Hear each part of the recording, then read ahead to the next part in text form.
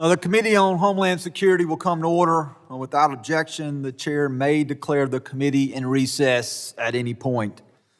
Before we begin, I want to start off by expressing the condolences of this committee to the people of the great state of Texas who have been devastated by recent tragic flooding. I know this hits especially hard to the home of several of our colleagues who call Texas home. Our thoughts and our prayers are with the victim of this flooding and their families. We are grateful for the courageous efforts of the Coast Guard, CBP, and many other first responders and volunteers who have placed themselves in harm's way to rescue those caught in the flooding. These American heroes, like Coast Guard swimmer Scott Ruskin, saved countless lives through their bravery, and they deserve our nation's gratitude and honor. This committee will continue to do everything we can to ensure the victims receive the assistance they need and that the federal agencies are prepared to help in times of trouble. The purpose of today's hearing is to examine the role that taxpayer-supported non-governmental agencies played in facilitating the border crisis under the Biden-Harris administration. I now recognize myself for a brief opening statement. For 4 years, the Biden-Harris administration created the worst border crisis in American history. From day one, Biden, Harris, and the Department of Homeland Security Secretary Alejandro Mayorkas implemented a policy of mass catch and release, dismantling effective border policies, and gutted interior enforcement. As a result, roughly 13 million inadmissible aliens were either encountered at our border or entered as gotaways. The consequences of these acts have been devastating. Thousands of Americans were lost to fentanyl poisoning. Gang members wreaked havoc in local communities. Young women like Laken Riley, Joycelyn Nungrara, and Rachel Moran were raped, abused, and murdered at the hands of illegal aliens. This committee led the way by impeaching Secretary Mayorkas for his willful and systematic refusal to enforce long-standing immigration laws passed and amended over the years by bipartisan majorities in Congress. The American people also emphatically rejected the open border policies at the ballot box last November. What is not known by many, and what will be highlighted today at this hearing, is that the Biden-Harris administration could not have executed an open-door border policy on its own. They needed help, and that help came from non-governmental agencies funded by the federal government. These groups that received billions in taxpayer funding would prove instrumental in helping the Biden-Harris administration process and release a historic number of illegal aliens into our country. Under a DHS program called the Emergency Food and Shelter Humanitarian Program, EFSPH, which later became the Shelter and Service Program, FEMA provided grants to numerous NGOs, many of whom are operating at the southwest border. These groups spent billions of taxpayers' dollars giving to them by the Biden-Harris administration to provide all types of benefits to illegal aliens, those individuals who were recently released from DHS custody. Our taxpayer dollars were spent on purchasing tens of thousands of nights in hotel rooms for illegal aliens, instead of using existing ICE detention facilities to house those detained individuals. The Biden-Harris administration sent taxpayer dollars to NGOs to put them in hotels at the cost, again, of hundreds of thousands of dollars over the course of those contracts. In many cases, without any ICE supervision. Even worse, our taxpayer dollars were used to form the final link in the cartel's human smuggling operation, paying to help illegal aliens travel to their preferred destinations. Chicago, New York, Miami, Los Angeles, or other destinations of choice. Jansen Owen, then the chief of the Border Patrol Del Rio sector, told the committee in an official interview, ICE would then turn over illegal aliens over to NGOs for them to travel to wherever they were going to go while awaiting their hearing. Recent studies have shown that illegal aliens who passed through the doors of these NGOs at the border ended up in effectively every congressional district across the country. Many of the NGOs served as a launching pad for mass illegal immigration. The abuse was so widespread that even the Biden-Harris administration, the NGOs themselves, couldn't deny what was happening. In June 2022, when DHS officials said that the department will continue to closely coordinate with and support NGOs to facilitate the movement of any individual encountered at the southwest border.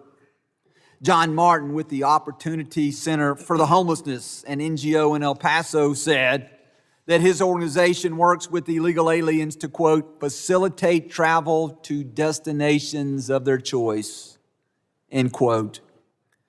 These actions appear to many on the committee to constitute a violation of Section 274 of the Immigration and Nationalization Act, which prohibits any individual from encouraging or inducing someone to enter the country unlawfully or helping transport them to the interior.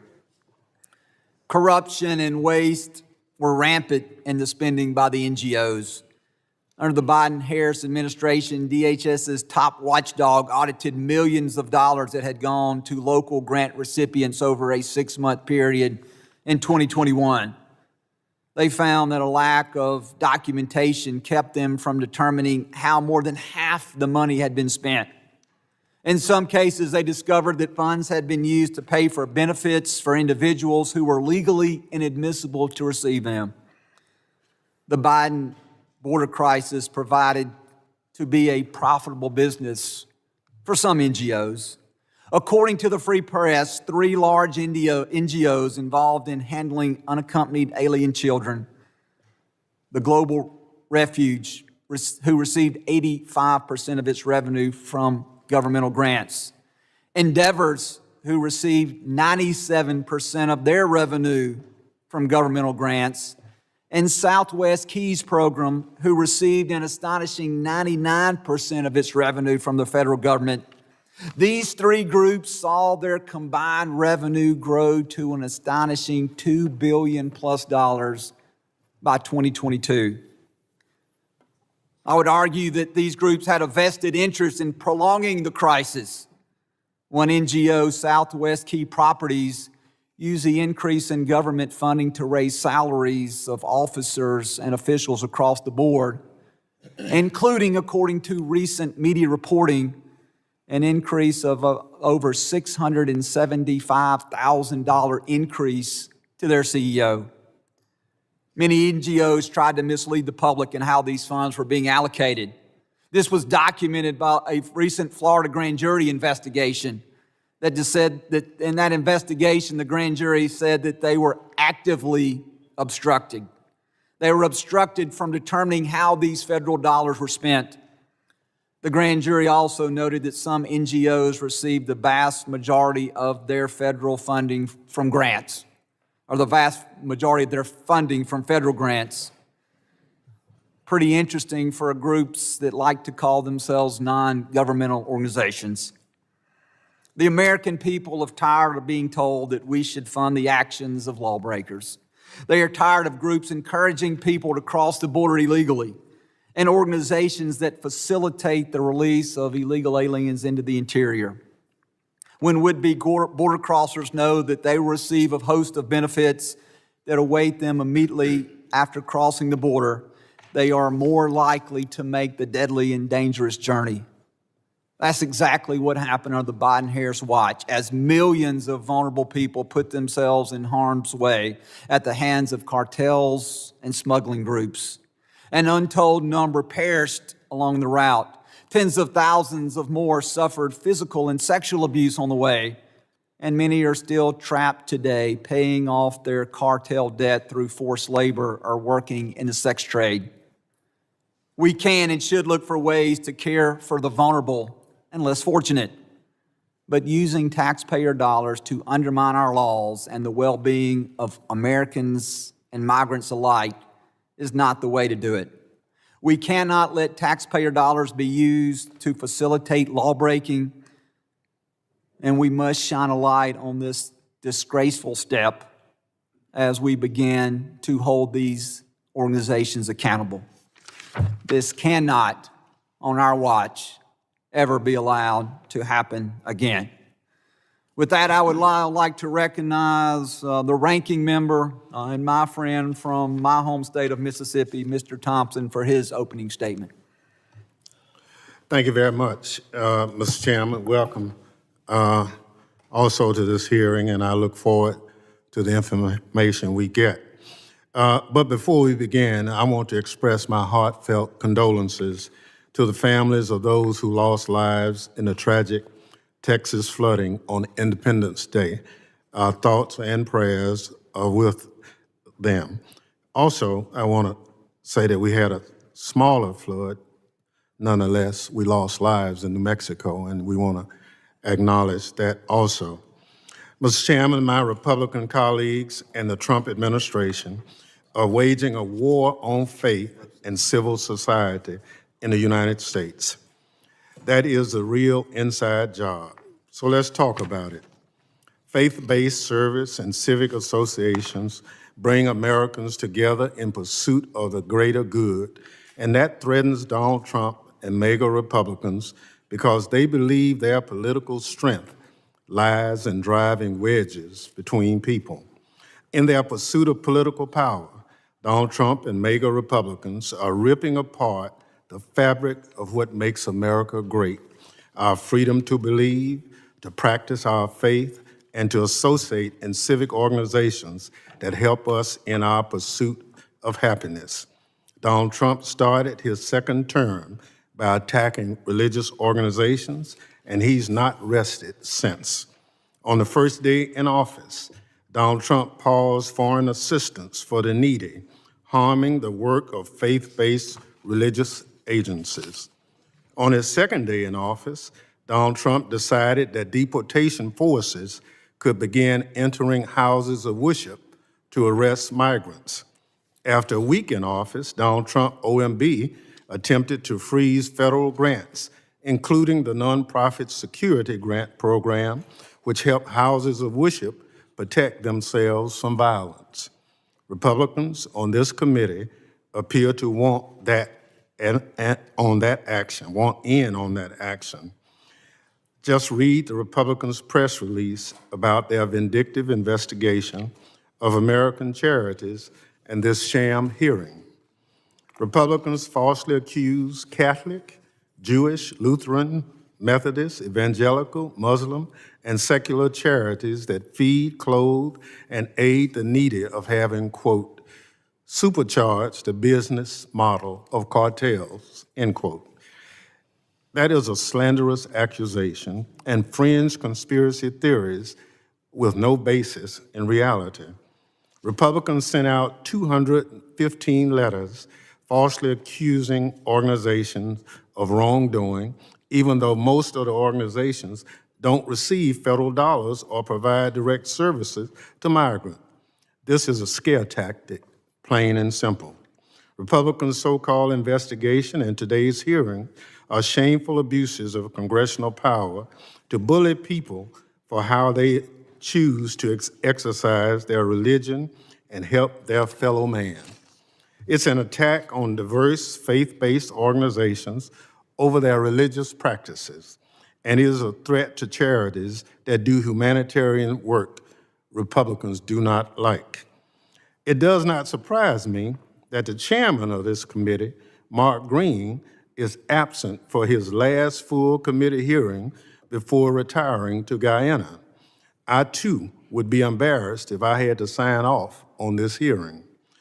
What does surprise me is that my good friend, Michael Guest, my colleague from Mississippi, a proud Sunday school teacher, is chairing a hearing that attacks Christianity and bullies private citizens over what they choose to do in lawful service in their communities. But that is the damage done Donald Trump and the MAGA Republicans have done to our country and to the Republican Party. Republicans don't want to investigate who's really running things at DHS while Kristi Noem is filming all her commercials. They don't want to investigate what Donald Trump is hiding by restricting Congress's access to classified files.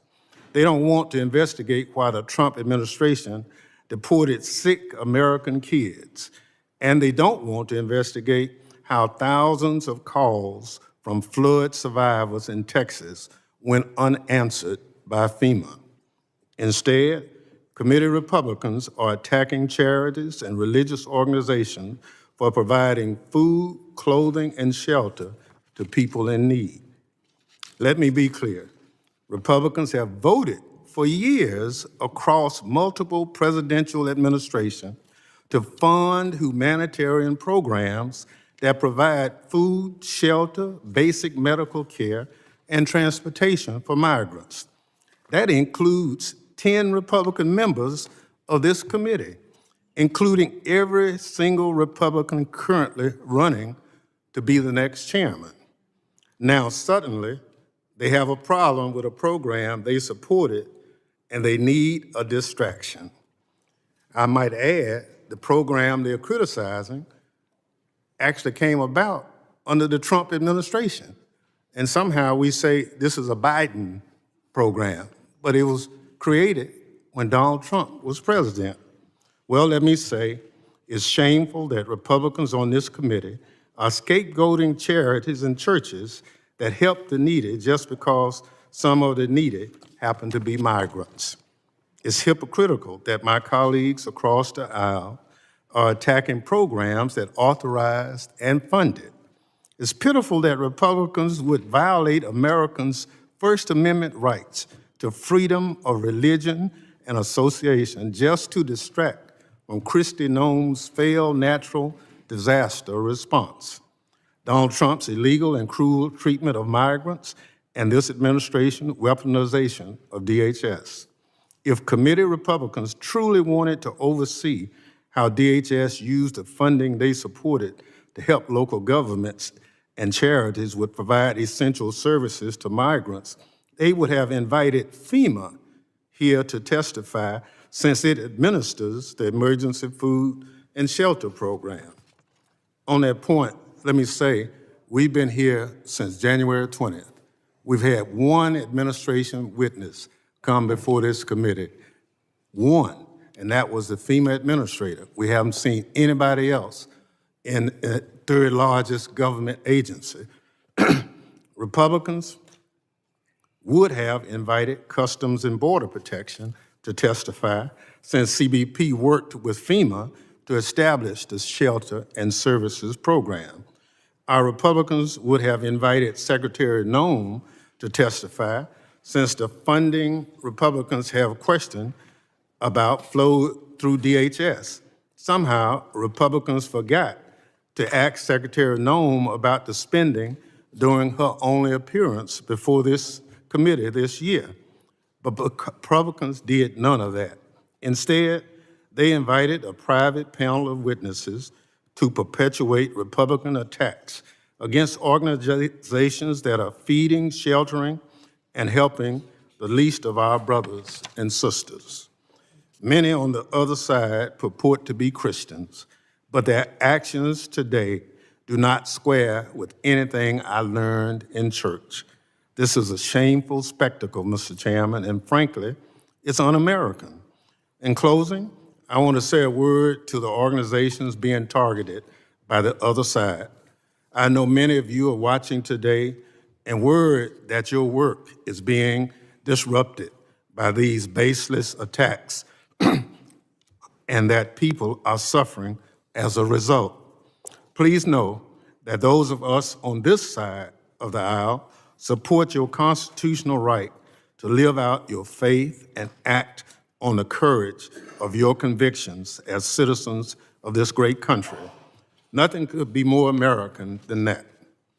Mr. Chairman, before I yield back, I ask unanimous consent to enter into the record a letter from over 600 nonprofit and nonpartisan organizations who stand in opposition to this hearing and Republican attacks on the services and advocacy they provide communities. Without objection, it'll be admitted into the record. I yield back. Other members of the committee are reminded that opening statements may be submitted for the record. Today, we are pleased to have a highly distinguished panel of witnesses before us.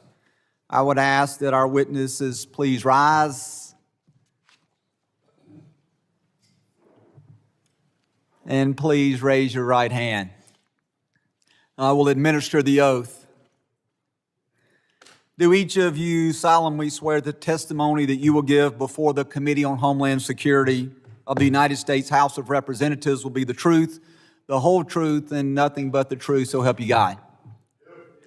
Thank you. Let the record reflect that the witnesses have answered in the affirmative, and our witnesses, thank you, and please be seated. I would now like to take a moment to formally introduce our witnesses. First, I'd like to introduce Mike Howell. Mike is the president of the Oversight Project, which has done significant work through litigation and investigation to uncover information about the Biden border crisis. He served as oversight counsel at the Department of Homeland Security under the first Trump administration and has senior experience in different oversight positions on Capitol Hill. A graduate of Duke University and Emory Law School, Howell is also a board member of the National Immigration Center for Enforcement. Second, I'd like to introduce Allie Hopper. She is a nationally recognized expert in human trafficking and the president and founder of Guard Against Trafficking, an organization that conducts research and advocacy to counter exploitation and human trafficking. She authors Florida's landmark anti-grooming bill, now used as a model language in states across the country. She has testified before Congress on child trafficking and has delivered numerous congressional briefings on human trafficking. She conducts on-the-ground research in the United States, Mexico, Central and South America, and has trained Interpol in South America, has trained law enforcement officers here at home, and policy makers across multiple states and countries. Last is Julio Rosas. He is an expert and a renowned national correspondent for Blaze Media. As a journalist, he has reported on the ground from the southwest border during the Biden border crisis and has uncovered many riots and protests and has covered many riots and protests across the country, notably those sparked by Antifa and the Black Lives Matter riots of 2020. Julio has previously served in the United States Marine Corps as a reserve. I want to thank all of our witnesses for being here. I would now like to recognize Mr. Howell for 5 minutes to summarize his opening statement. Chairman Guest, members of the committee, thank you for having me here today to testify. My name is Mike Howell, and I'm the president of the Oversight Project. I'm also a visiting fellow for the Heritage Foundation and a board member at the National Immigration Center for Enforcement.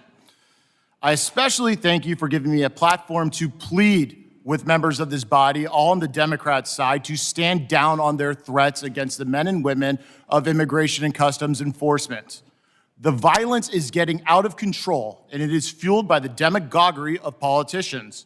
Whether it is one of your members telling Axios that there needs to be blood to grab the attention of the press and the public, another saying civility isn't working and to prepare for violence, or even a member of this committee being arrested for forcibly impeding and interfering with federal officials, this escalation deserves condemnation. It needs to stop, and it needs to stop now. Assaults against ICE officers are up over 830%, and that's a lowball estimate. There have been violent incidents in Alvarado, McAllen. Would gentlemen suspend briefly? Yes, Mr. So I got a point of order. Pursuant to Clause 2K8 of Rule 11, I raise a point of order that this testimony is outside the scope of the hearing.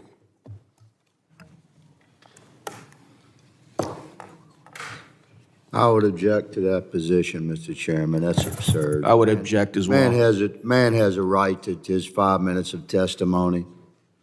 Clearly, the Democrats don't want to hear truth. I object to the ranking member's ridiculous position. The point of order offered by the ranking member is not in order. This individual has the opportunity to summarize his opening statement and the information upon which he used to form that opening statement, so the objection is overruled.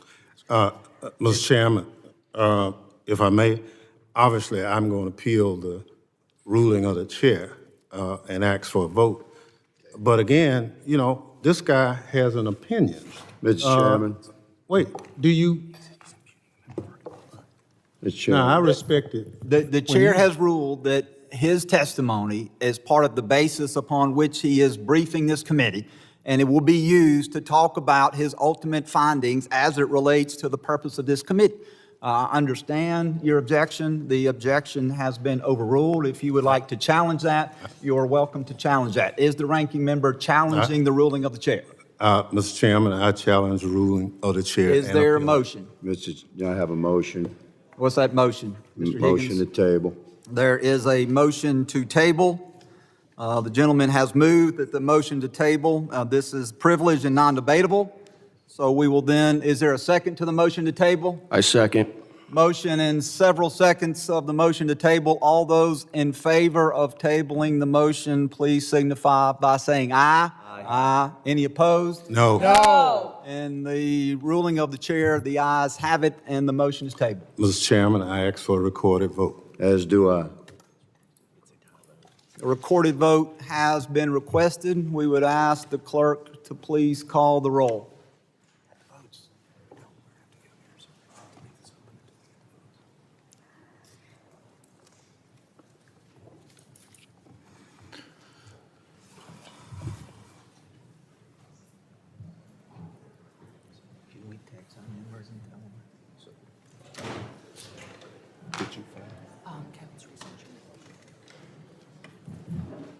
I know they're not going to like the next part.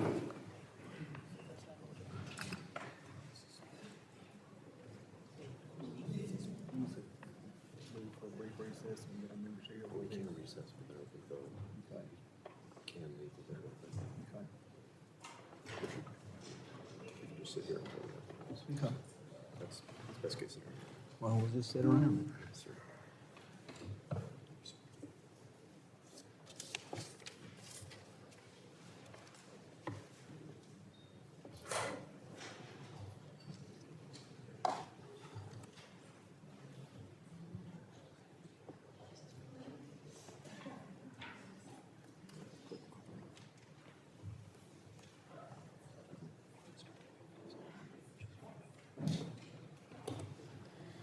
The clerk will call the roll, and then once the roll is called, we will wait on additional members to arrive so that they can cast their vote. But the clerk can begin to call the roll. Mr. McCall. Mr. Higgins. Aye.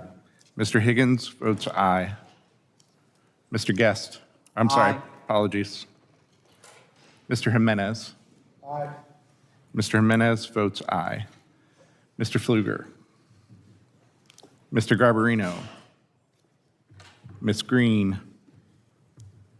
Mr. Gonzalez. Mr. Luttrell. Mr. Strong. Aye. Mr. Strong votes aye. Mr. Burkeen. Mr. Burkeen votes aye. Mr. Crane. Mr. Crane votes aye. Mr. Ogles. Aye. Mr. Ogles votes aye. Mrs. Biggs. Aye. Mrs. Biggs votes aye. Mr. Evans. Aye. Mr. Evans votes aye. Mr. McKenzie. Mr. Knott.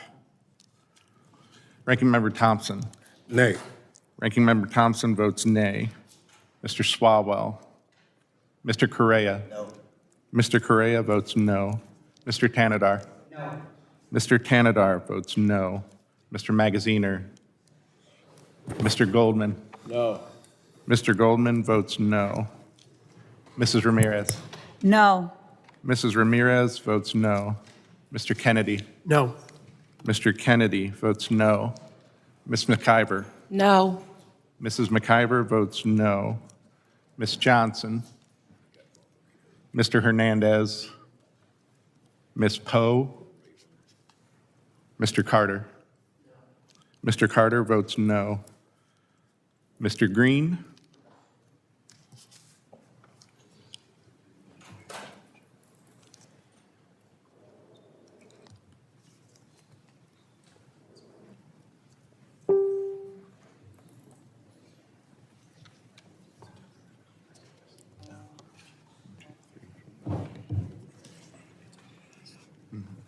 Mr. Guest has yet to. Chairman still has a vote.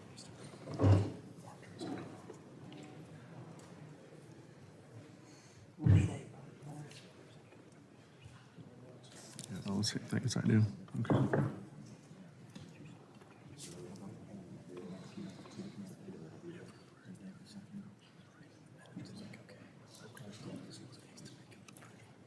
Yeah, we don't need it pretty right now. We just need it to be.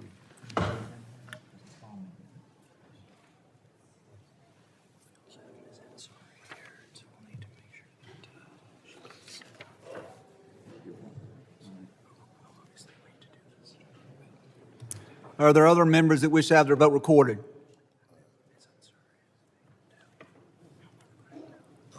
Mr. Clerk, how am I recorded? The chairman has not been recorded. I'd like to be recorded as an aye. Chairman Guest votes aye. The clerk will report the tally. Mr. Chairman, on that vote, there were 9 ayes and 8 noes. The motion to table is agreed to. Any other issues that need to be taken up before Mr. Howell resumes his testimony? Mr. Chairman, Yes, sir, Mr. Rankin. I'd like to ask unanimous consent that Ms. Ansari from Arizona be permitted to sit with the committee and question today's witnesses. Without objection, she will be allowed to sit and question witnesses, but not allowed to vote on any matters. Any other issues that need to be taken up? Mr. Howell, you are recognized once again to continue your summation of your opening statement. Thank you. Reclaiming my time. The violence, obstruction, and subversion of the United States that is emanating from so-called non-governmental organizations, unwell individuals, some probably paid, and supported by the political mainstreaming of violent rhetoric from national politicians should not come as a surprise. We saw the writing on the wall during the Biden border crisis, with the sick marriage between the government and so-called non-governmental organizations facilitating illegal immigration. The reason I call these groups so-called non-governmental organizations is because they, for the most part, draw funds from the government or have a preferential tax status from the government. They're more creatures of the government than they are non-governmental. Now, the United States of America is still reeling from the consequences of the worst border invasion in history. This was an invasion that was planned, promoted, encouraged, funded, and sustained by radical elements of the previous administration. This invasion could not have been accomplished without a colossal partnership between the government and open borders organizations. Simply put, under the Biden administration's open border policies, the government could only do so much to facilitate mass illegal immigration, welcome illegal aliens into the United States, and move them around the country. The Biden administration needed help, so they drove an estimated $6 billion to a conglomerate of 15 UN agencies and over 200 nonprofits, as recently calculated by the Center for Immigration Studies, to do the open borders work for them. Now, my organization, the Oversight Project, has led the way on exposing this border industrial complex. In December of 22, we published the first of its kind study tracking the cell phone movement of illegal aliens through these organizations at the border. With only a small sample size of 30,000 devices, we found that these devices went to 431 congressional districts. That's nearly everywhere in the country. In New York, we discovered a taxpayer-funded shelter providing false residency documents to illegals.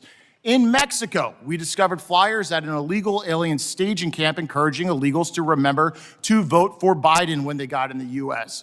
In Arizona, we found a Mexican consulate official at an NGO advising illegals on how to lie to law enforcement and evade ICE. We have produced documentary evidence of non-citizens admitting on camera to being registered to vote in Arizona, Georgia, Minnesota, and North Carolina. This year, we obtained video evidence of an open borders organization in New York City hosting a seminar on how to evade ICE. This is the new trend. Open borders organizations are now in the obstruction of ICE business. Without the partnership and the money of the Biden administration, a blob of nonprofits, legal groups, and foot soldiers are taking to the streets to create chaos. This makes sense because the goal has always been destabilization. This destabilization is happening right here around us. Incendiary and defamatory protest rhetoric linked to the group 5051 and FLAIR, which is formerly the May Day movement, which did No Kings, which many members of this body promoted, and Party for Socialism and Liberation movements are some of the groups that are radicalizing individuals and inciting violence. And this only ends in violence. Now, the Oversight Project has asked this administration, the President Trump's administration, to stop issuing permits for peaceful protest to non-peaceful groups. People should be able to go to work in DC without being spat on, assaulted, or having an air horn blown into their eardrums. This happens all the time. I know firsthand. In conclusion, I'd encourage you all to think broadly about the blob of various organizations and strategies that were involved in sustaining the Biden border crisis and also understand what is still happening today. I thank you for the opportunity to testify, and I'm happy to answer any questions. Thank you, Mr. Howell. At this time, I'd like to recognize Ms. Hopper for her 5 minutes to summarize her opening statement. Chairman Guest, Ranking Member Thompson, and distinguished committee members, thank you for the opportunity to testify. My name is Allie Hopper, president and co-founder of Guard Against Trafficking, a nonprofit dedicated to combating human trafficking. As a Hispanic mother, I have held a 6-year-old Colombian child in my arms, cold, dirty, and shaking, left to die at the border by the cartel. I have seen children that have crossed the border alone, holding scraps of paper with sponsor information given to them by the cartels. When I testified in November, we discussed the exploitation of children at our border. Today, countless children continue to be neglected, abused, or trafficked by a system meant to protect them. We must ask, how was this allowed to happen, and what role did NGOs play? My research partner, Dr. Jared Sadolsky, and I have conducted extensive field work, including interviewing incarcerated traffickers, cartel members, whistleblowers, and unaccompanied alien children themselves. An ORR field specialist had visited a home to place a 17-year-old and reported serious concerns, most notably that the adult claiming to be the child's mother was adorned in MS-13 tattoos. Despite these concerns, ORR leadership overruled that specialist. Tragically, 3 months later, that child was found dead, his pants around his ankles, with an older man passed out next to him. This heartbreaking case is not isolated. It highlights a system overwhelmed by both scale and mismanagement. Since 2008, over $20 billion has been dispersed under the UAC program, almost $14 billion of that in the last 6 years alone, meaning over 2/3 of funding was spent in just 1/3 of the program's lifespan. Yet despite this massive investment, hundreds of thousands of children remain unaccounted for as the U.S. taxpayer dollars fueled a system hijacked by criminal networks. No-bid billion-dollar contracts were awarded with little oversight, while influx facilities became transportation hubs. A striking example is Endeavor's. Their IRS filings show revenue soaring from $65 million in 2019 to $1.18 billion in 2022, driven almost entirely by federal contracts. During this time, CEO John Allman's salary rose from $292,000 to $730,000, with 6-figure executive surge bonuses added. Endeavor's ended 2022 with a $112 million surplus. Andrew Lorenzen Strait, a former Biden transition official and ICE advisor, helped secure no-bid federal contracts for endeavors and was caught on camera calling the border crisis a boom for business. Inside endeavors, leadership blocked critical safety protocols, resisted oversight, and silenced internal dissent. Our interviews with contracted auditors at Endeavor's Pico, Texas facility revealed disturbing findings. Male staff had been found inside female dorm rooms. An employee had led 150 teenage girls in sexually explicit routines, dance routines, teaching them how to twerk on multiple occasions. A female over 18 had been shielded from ICE. Others nearing 18 were released early to avoid transfer to ICE. And auditors were blocked from reviewing child sponsor placements. These abuses are not unique to endeavors. Similar patterns existed across multiple NGOs. Federal contracts had prioritized speed over safety and rewarded output over outcomes, conditions which cartels exploited. A cartel operative in Tecate, Mexico, explained to us how children were routinely kidnapped and funneled into the U.S. for profit. Cartels infiltrated NGOs along those smuggling routes, turning humanitarian pathways into trafficking pipelines. Weak sponsor vetting worsened this problem. An HHS audit later found that 70% of sponsor applications were fraudulent, making proper post-placement welfare checks nearly impossible.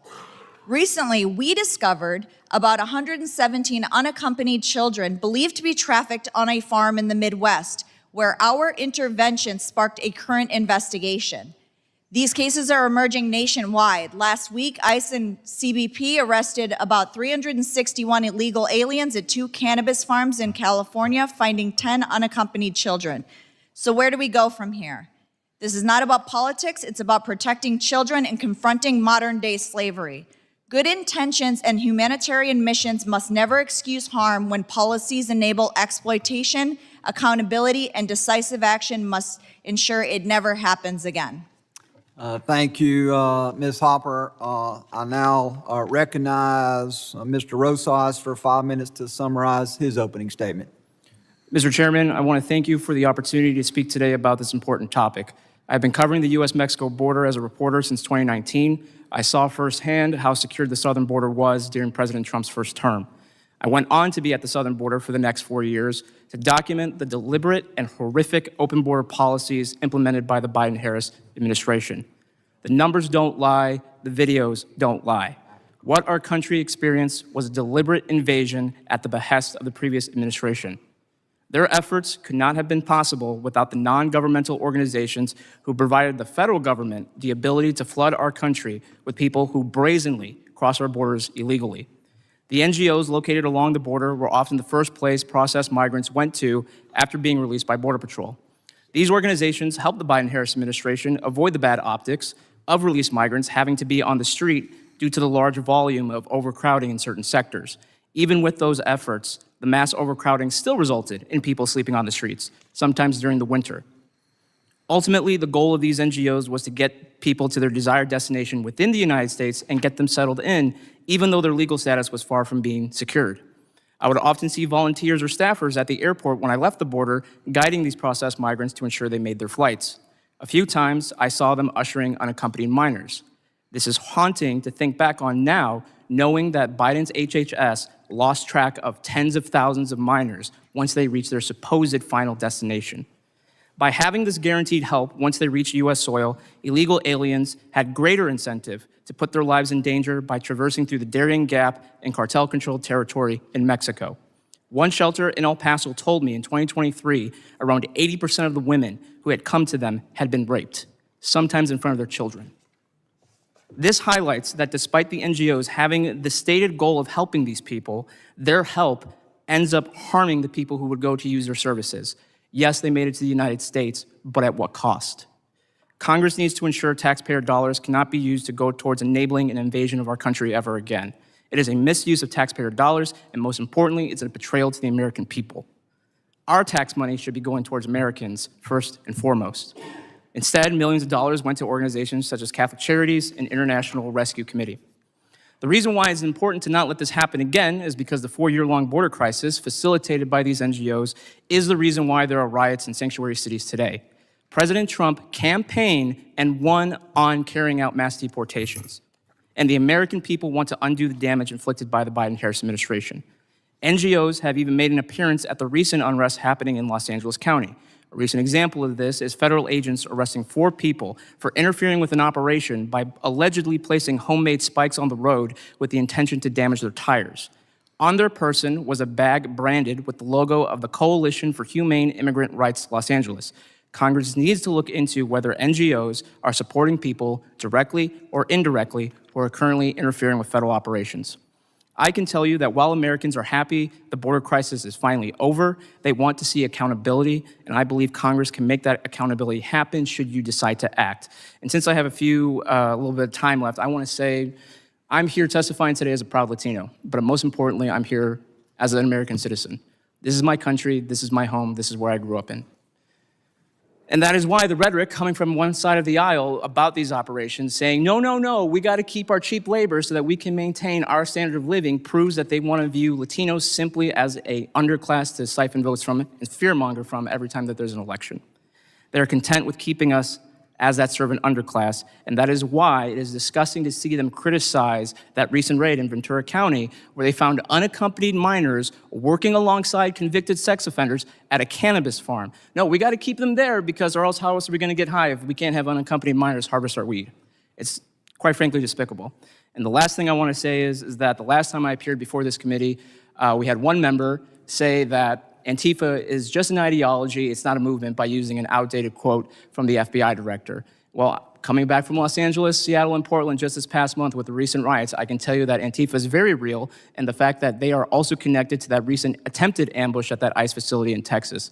So I just wanted to reflect for the record that I was right then, and I'm right now, that Antifa is very real and they're very dangerous. Thank you. Thank you, and I want to thank all of our witnesses again for being here and for their opening statements.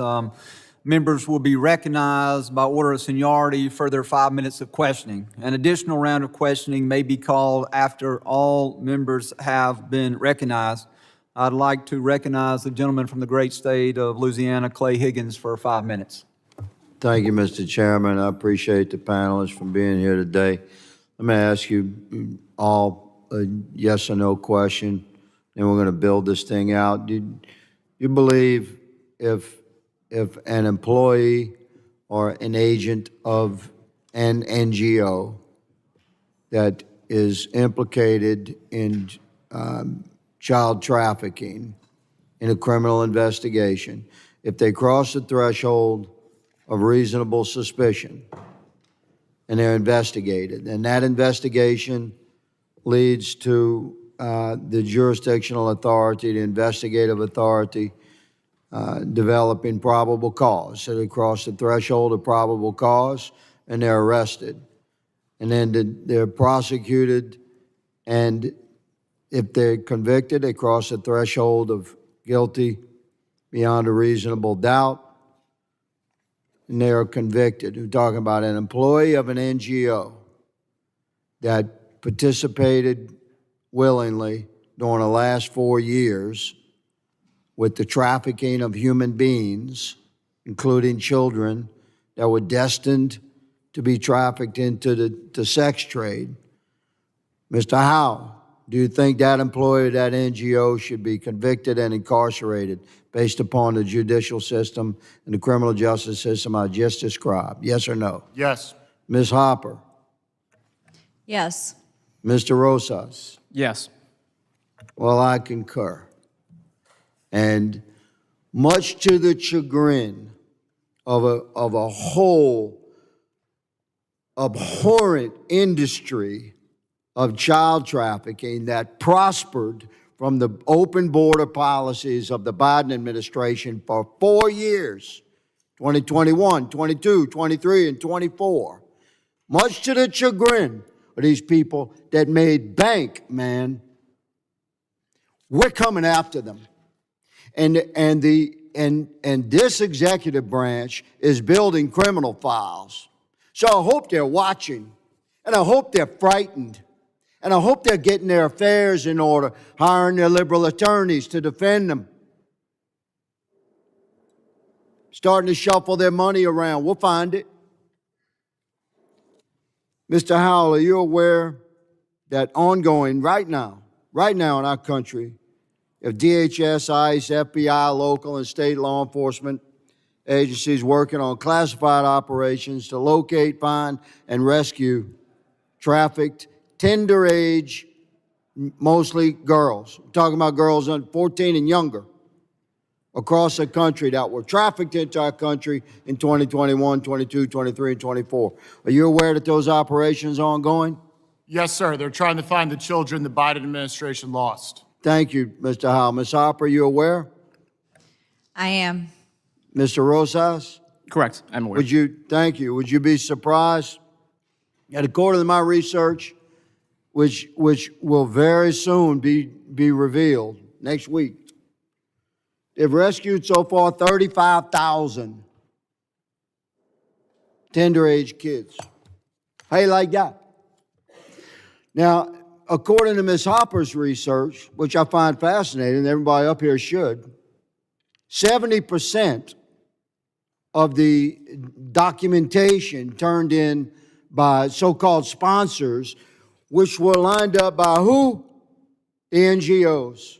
Through who? Primarily HHS. It was a pipeline, man. We fed a pipeline of tender age children into sex trafficking and slave labor into our country. We're finding these kids. We're tracking this fraudulent documents. You're right, Ms. Hopper. My research showed a little bit less, 65%. You said 70%. I'll go with 70. So be advised. Be advised.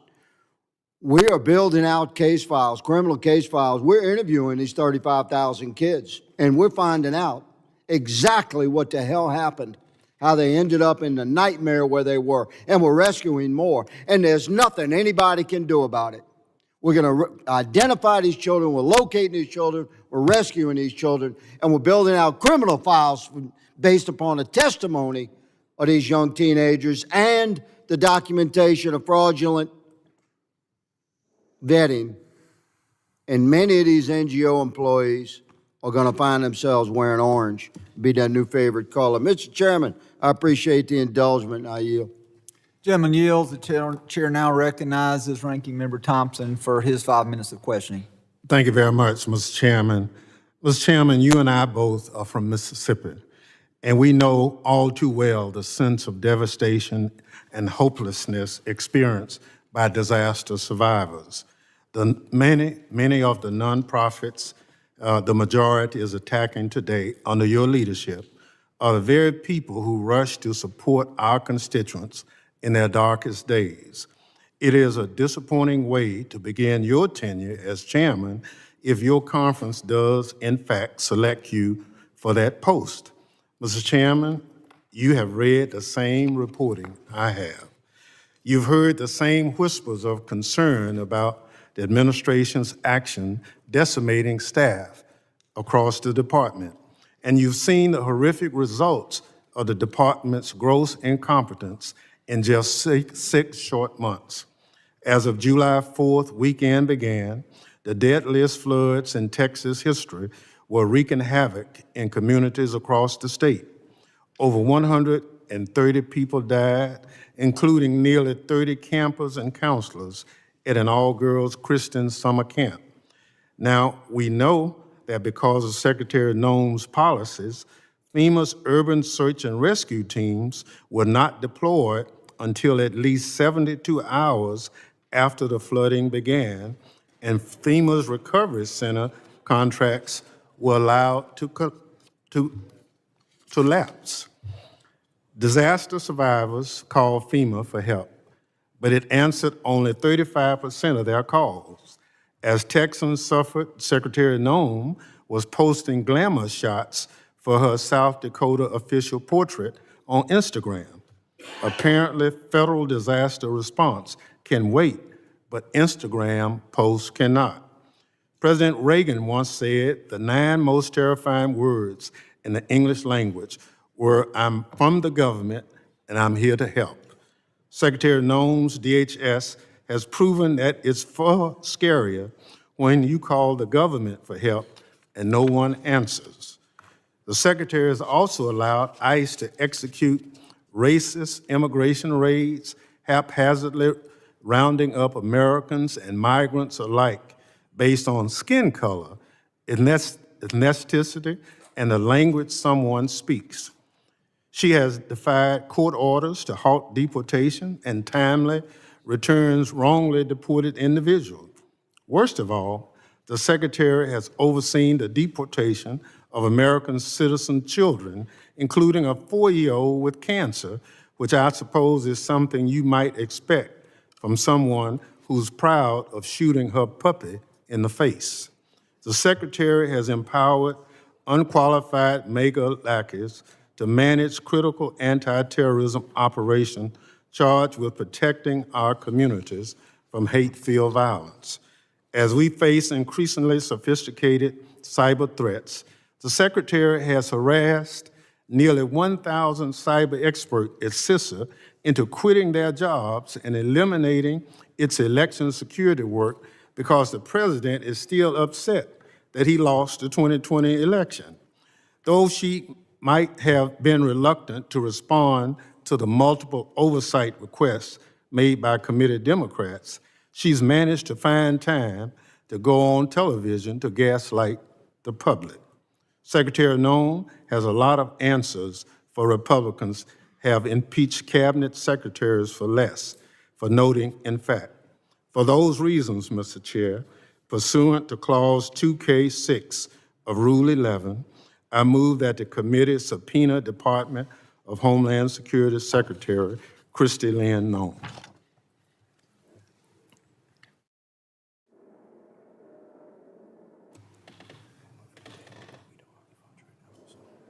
Gentleman yield back? I yield Before the gentleman yields back, is there a motion?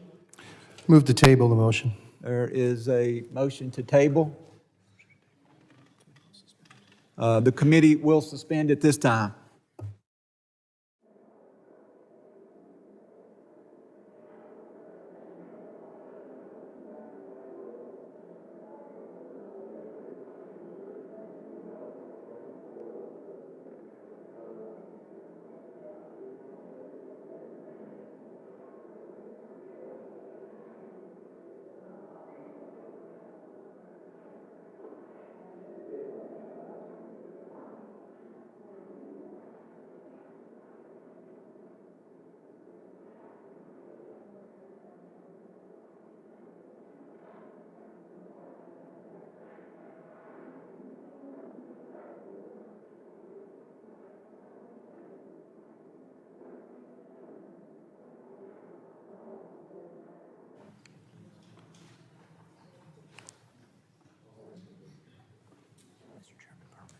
Mr. Chairman. Gentleman's recognized. Parliamentary inquiry. Are we waiting on something? Waiting on members to return to the committee room.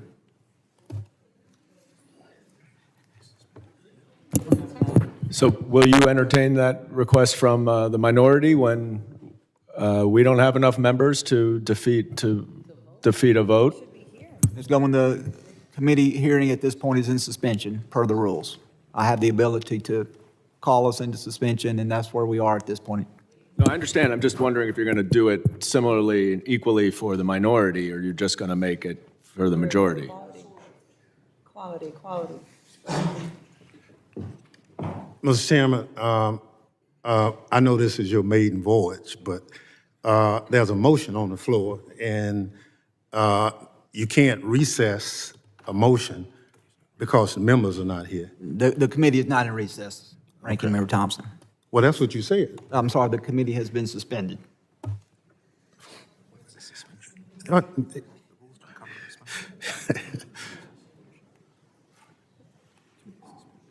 Point of order, Mr. Chairman. Yes, sir, Ms. Thompson. There's a motion before the committee, and I ask that my motion be acted on. You can't suspend it or do anything like that. That's not the rules.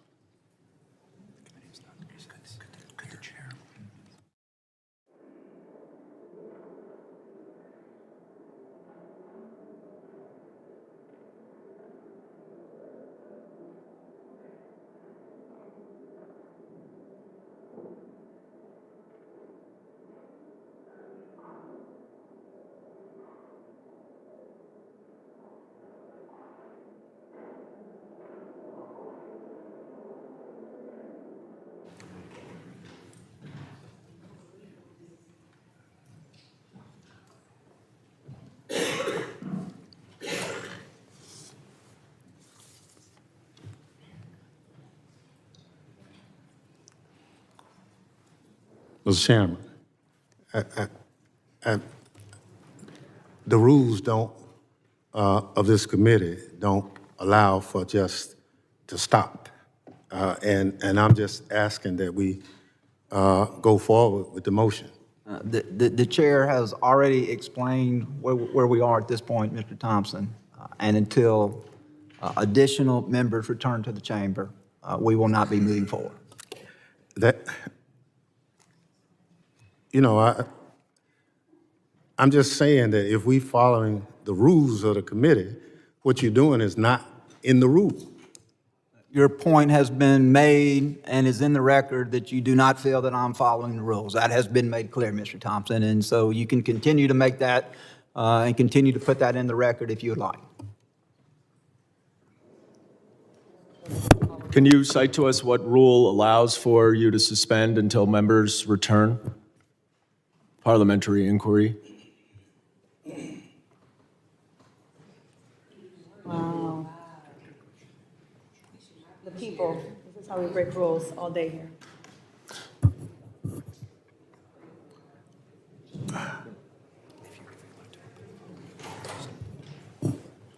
Law and order, folks.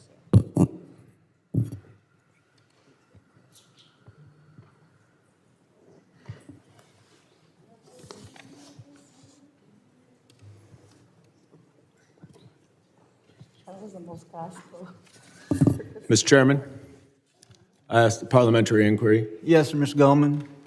Can you please cite the rule of the committee that allows you to suspend the hearing to wait for members to come for a vote? I assume you want to follow the rules of the committee as the chairman. As I understand, Mr. Goldman, it's at the chair's discretion. I have used that discretion, and I have suspended. I understand that you and Mr. Thompson and other members may not be happy with that, but that is the decision. No, I just want you to follow the rules. Simple question. I assume you want to follow the rules as the acting chairman. So presumably there's a rule that you can cite to that allows you to do this. There is no general discretion of the chair to do whatever the chair wants to do. That is not a rule in the House of Representatives.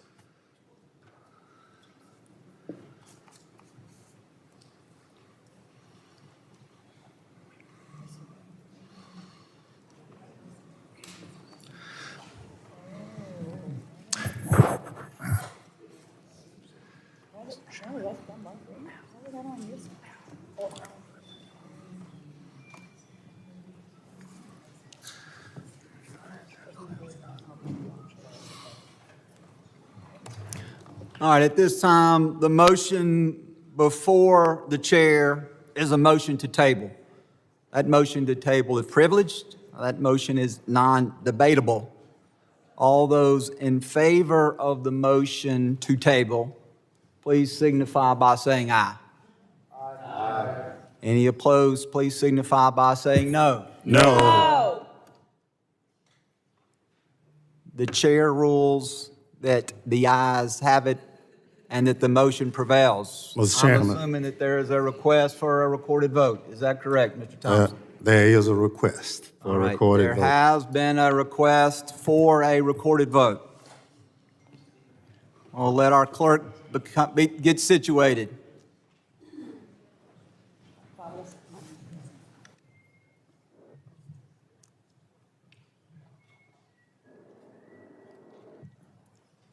Mr. Clerk, would you please call the roll? Mr. McCall. Mr. Higgins. Aye. Mr. Higgins votes aye. Mr. Jimenez. Aye. Mr. Jimenez votes aye. Mr. Pfluger. Mr. Pfluger votes aye. Mr. Garbarino. Aye. Mr. Garbarino votes aye. Ms. Green. Mr. Gonzalez. Mr. Luttrell. Mr. Luttrell votes aye. Mr. Strong. Mr. Strong votes aye. Mr. Burkeen. Mr. Burkeen votes aye. Mr. Crane. Mr. Crane votes aye. Mr. Ogles. Mr. Ogles votes aye. Mrs. Biggs. Mrs. Biggs votes aye. Mr. Evans. Mr. Evans votes aye. Mr. McKenzie. Mr. Knott. Ranking Member Thompson. Nay. Ranking Member Thompson votes no. Mr. Swalwell. Mr. Correa. Mr. Correa votes no. Mr. Tanadar. Mr. Tanadar votes no. Mr. Magaziner. No. Mr. Magaziner votes no. Mr. Goldman. No. Mr. Goldman votes no. Mrs. Ramirez. No. Mrs. Ramirez votes no. Mr. Kennedy. No. Mr. Kennedy votes no. Mrs. McIver. No. Mrs. McIver votes no. Ms. Johnson. Ms. Johnson votes no. Mr. Hernandez. Ms. Poe. Ms. Poe votes no. Mr. Carter. Mr. Carter votes no. Mr. Green.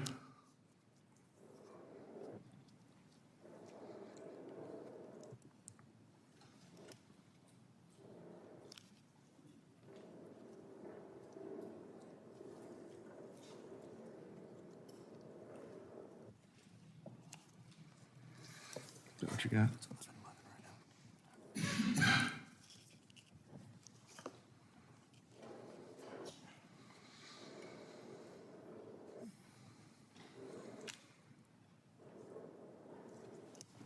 Mr. Clerk, how am I recorded? The chairman is not recorded. The chair votes aye. Chairman Guest votes aye. Are there other members who wish to have their vote recorded or to change their vote? Seeing none, would the clerk please report the tally of the vote? Mr. Chairman, on that vote, there were 12 ayes and 11 noes. The motion order. passes. Point of order. Could we please have the list of aye votes read to us and members that voted aye? The members that voted aye are as follows: Mr. Higgins, Mr. Jimenez, Mr. Pfluger, Mr. Garbarino, Mr. Luttrell, Mr. Strong, Mr. Burkeen, Mr. Crane, Mr. Ogles, Mrs. Biggs, and Mr. Evans, and Chairman Guest. Were all present to cast their votes? Mr. Clerk, we're all present and cast for votes, to your knowledge? Yes, all were present in the room when they voted. Thank you.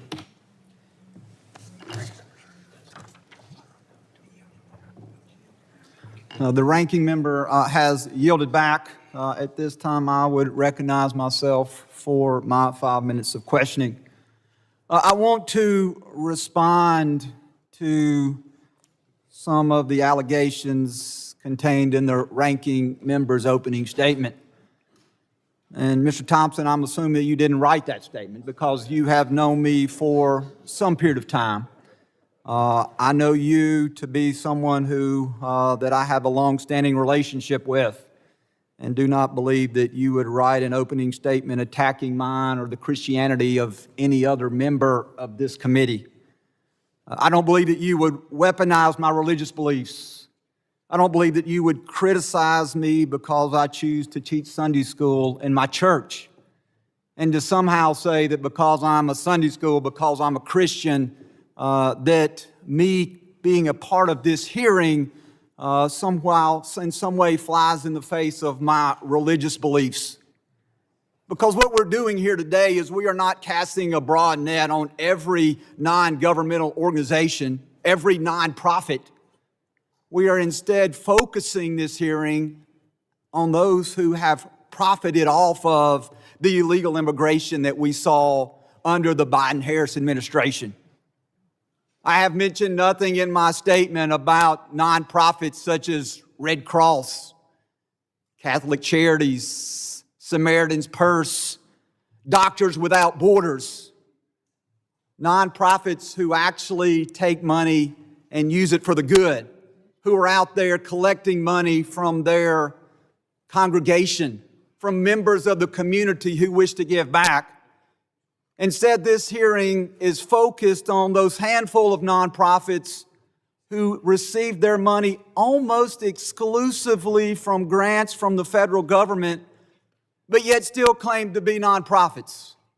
Ms. Hopper, you mentioned two of those in your written testimony, two that I referenced in my opening statement, those two being endeavors,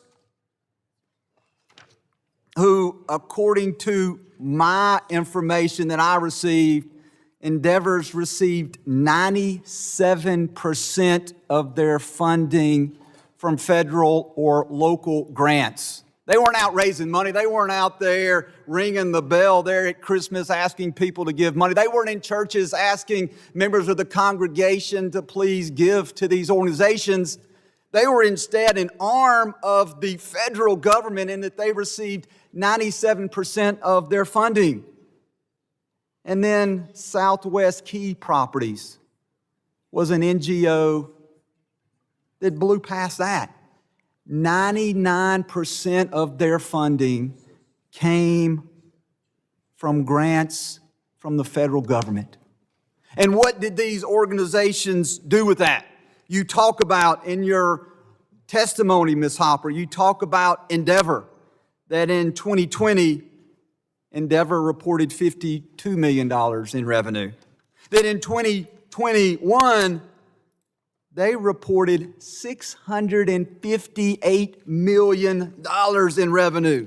A $600 million increase in a year with 97% of that money coming from the federal government. And that in 2022, they reported a record $1.18 billion from the federal government, or at least 97% of that.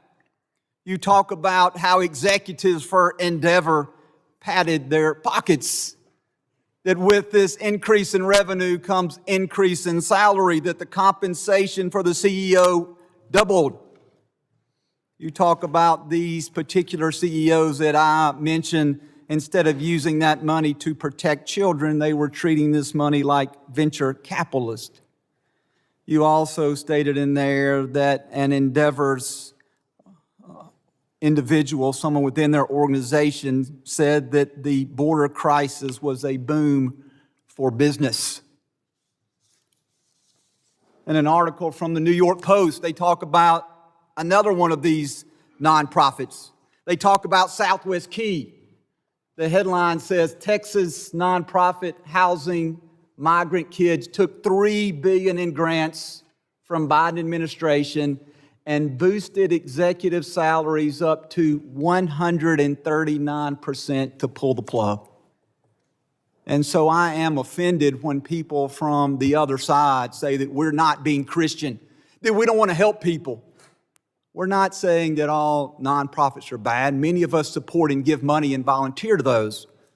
But this hearing today is focused on those nonprofits which were government funded, which were used by the Biden-Harris administration to continue to move people across the border against the will of the public and without the authorization of Congress. So with that, I yield back, and I now recognize my friend from California, Mr. Carrera, for 5 minutes for his questioning of the witnesses. Thank you, Mr. Chairman, and I do hope to continue to work with you as a friend here in this committee. I would also, though, want to point out that some of our witnesses have to be careful with the testimony. Mr. Rosa has pointed out Catholic Charities as being one of those organizations that received funding. I'm a Catholic. I'm kind of disappointed in that. Why? Because of what the chairman said. This Catholic Charities does good work. And you pointed out somebody who got money to do something that was unethical or illegal. Thank you. But Mr. Chairman,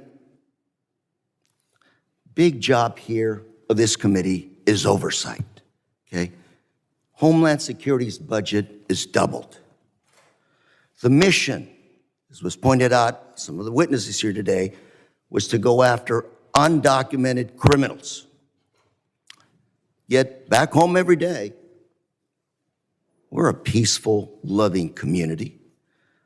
Masked ICE agents, no badge, no identification, grabbing people off the streets on the suspicion that they may be undocumented.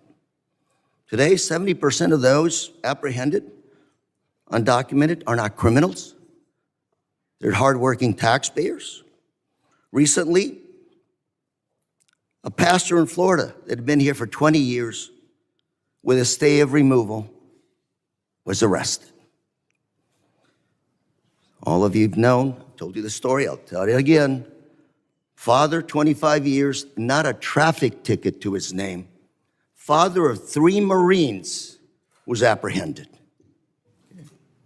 DHS recently raided a church in California.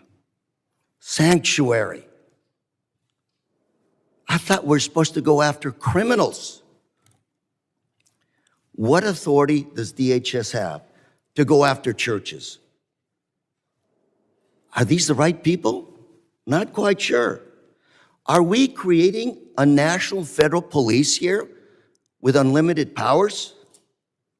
But, you know, let's not talk about undocumented here. Let's talk about U.S. citizens, okay? Countless U.S. citizens being detained in this country. In my district, an attorney, woman, female, walking down Centennial Park, apprehended by ICE, did not touch, did not do anything offensive to the ICE agent, was arrested, put in a van with no windows, cuffed, taken to a detention center for hours. What are we coming to? Many stories like that. U.S. citizens being detained by ICE, not for a few hours, but for a few days. So a U.S. citizen speaking with an accent. U.S. citizens. Do I have to carry around a passport now? Do I have to tell children that are American citizens to have their ID and passports with them? Is that what we're coming to? Mr. Chairman, I want to work with you. Let's work on oversight, okay? A lot of these ICE agents, their performance, are probably going to rely on that defense called qualified immunity when they do things like violate our constitutional rights. What's our defense for not doing our job of oversight? Facial recognition technology now? Everybody now, citizens or not, U.S. citizens, facial recognition technology without your permission, without a warrant. We should, Mr. Chairman, today have Todd Lyons, Acting Director of ICE, come before this committee and explain what's going on. Mr. Chairman, pursuant to Clause 2, sub K, sub 6 of Rule 11, I move that the committee subpoena Mr. Todd Lyons, the Acting Director of ICE. Mr. Chairman. Mr. Chairman, I move to table. There is a motion to table. Ms. Crater, you yield back at this point? Yes. And the gentleman yields back. The gentleman from Florida has moved to table. The motion is privileged and is non-debatable. All those in favor of the motion to table, please signify by stating aye. Aye. Any opposed, signify by stating no. No. In the opinion of the chairs, the ayes have it. Is there a request, Mr. Ranking Member? A request from Mr. Correa for a recorded vote. We will allow the clerk a moment to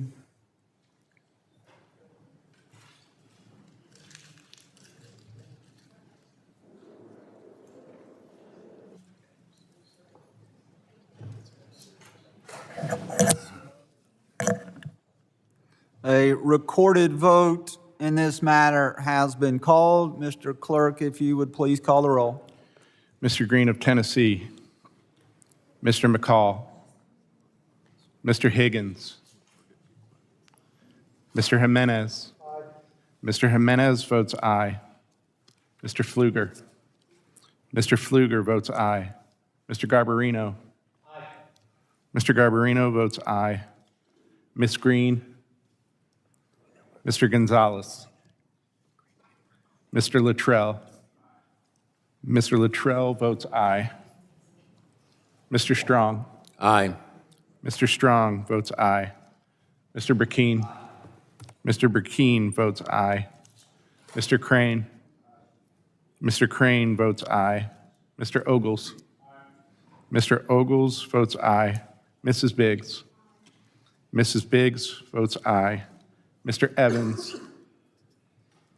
Mr. McKenzie. Mr. Knott. Aye. Mr. Knott votes aye. Ranking Member Thompson. Nay.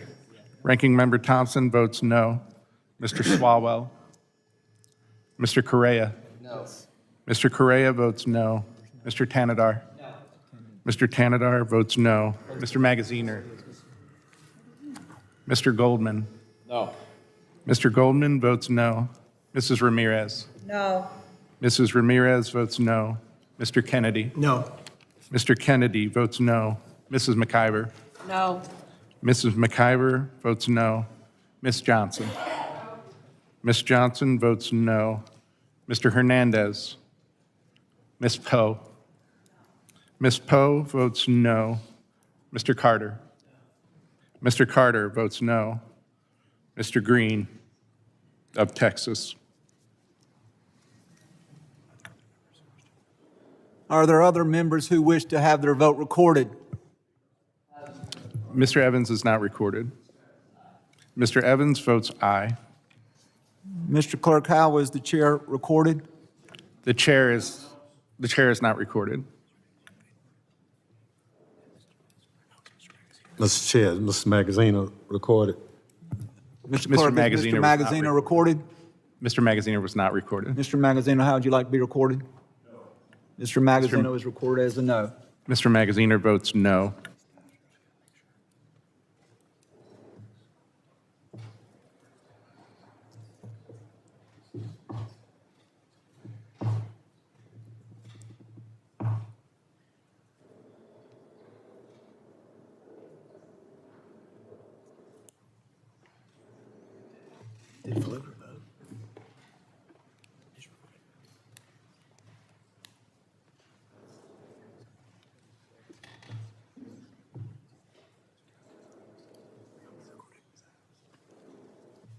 Mr. Clerk, how was the chair recorded? The chair has not been recorded. Chair votes aye. Chairman Guest votes aye. The clerk will report the totals. On that vote, Mr. Chairman, there were 12 ayes and 11 noes. The motion is not successful. The motion is successful and is agreed to. At this point, I would recognize my friend from the state of Florida, Mr. Jimenez, for his 5 minutes of questioning. Thank you, Mr. Chairman. Ms. Hopper, how many children do you think that DHS basically lost, didn't have track of during the 4 years of the Biden administration that were admitted into the United States? The reports vary, but as of the last number that we were made aware of was over 325,000 children that went unaccounted for. 325,000 children are not accounted for. So my colleagues on the other side don't want to speak about this hearing. They want nothing to do with this hearing, all right? Why? Because of the failure, and one of the greatest failures in American history of the Biden administration, I believe, was in not keeping track of children. And it wasn't like the folks that sit on the other side of this aisle weren't made aware by people sitting on this side of the aisle that it was happening. And, they failed to do anything or speak out against really this atrocity that was happening to the children that were coming through the border. So this hearing is about the enrichment of certain, NGOs and their part in this tragedy. But also one thing that we haven't talked about is really, not only did this administration enrich a lot of these NGOs, and I'm not painting them all the same. I'm Catholic, all right? So, and I'm a really good friend of our Archbishop in Miami, all right? We have dinner and all that. So I know the great work that they do, but I know there's also bad apples in there.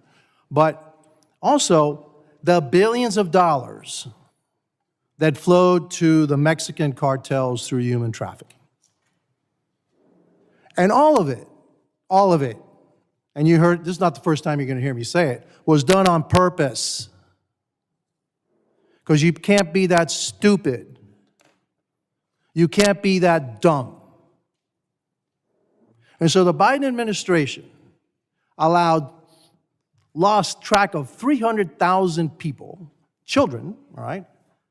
Probably lost track of millions of other people, migrants, in the United States as they were being trafficked all around. Some indentured servants, the children indentured servants, and even worse, in sex trade, all done on purpose.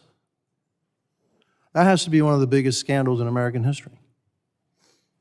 And that's why my colleagues on the other side are running for the hills. But you can run, but you can't hide, and you can't justify the inexcusable. And it's not like we didn't tell them. And it wasn't like I wasn't here for 4 years telling them, hey, this is happening, and it's done on purpose. And a lot of my colleagues here were doing the same thing, and they just ran away. And now they're trying to say, well, I don't want to talk about this. I don't want to talk about what we're talking about today. And so what we're trying to, bring to light is we want to make sure this never happens again. And yeah, we need to bring it to light right now because it wasn't going to be brought to light under the Biden administration. All right, and make sure that it never happens again. And I thank God that we have President Trump in office who has controlled the border. And so the cartels aren't getting richer by the minute using human trafficking, and that our children, those children are not being exploited. And so, again, what can we do to make sure this never happens again, Ms. Hopper? Thank you for your question.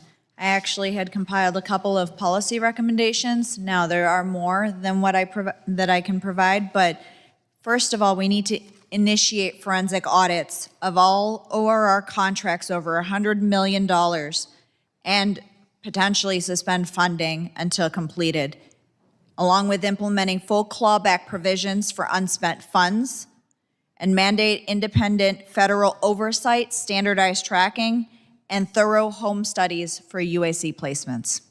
Thank you, and I hope that we as a committee can take those recommendations and put them into legislation, and I hope it would be a bipartisan effort, because what's happening to those children is definitely a crime. Thank you, and I yield back. The gentleman yields Point back. of order, Mr. Chairman, point of order. Point of order. Thank you. I ask unanimous consent to include into the record this Republican press release from this committee saying that Catholic Charities and the U.S. Conference of Catholic Bishops is in fact under investigation. Without objection, it will be admitted. Chair now recognizes the gentleman from the state of Michigan, Dr. Thanadar, for his 5 minutes of questioning. Thank you, Chair, and thank you, Ranking Member. Today I speak as a representative of the American people who desire accountability, transparency, and integrity. My Republican colleagues on this committee continue to discuss fabricated allegations and are intimidating NGOs, a step straight out of the authoritarian playbook. If they want to investigate fraud, waste, and abuse, this committee should instead focus on DHS Inspector General Joseph Kufari's failure to uphold his office's core principles of accountability, transparency, and integrity. The position of Inspector General is a vital one. IGs are tasked with ensuring the agency they oversee remains honest and lawful. During a period when the DHS is riddled with incompetence and abuse of law, the Inspector General is ever so important. However, it is clear that Mr. Kufari is incapable of holding DHS responsible due to his own disregard for accountability. IG Kufari misused $1.4 million in taxpayer dollars by hiring a private law firm to investigate his own employees in retaliation for their criticism of his qualifications. He ultimately had to pay one of those employees $1.7 million settlement. Inspector Generals are supposed to protect whistleblowers from retaliation, not be the source of retaliation.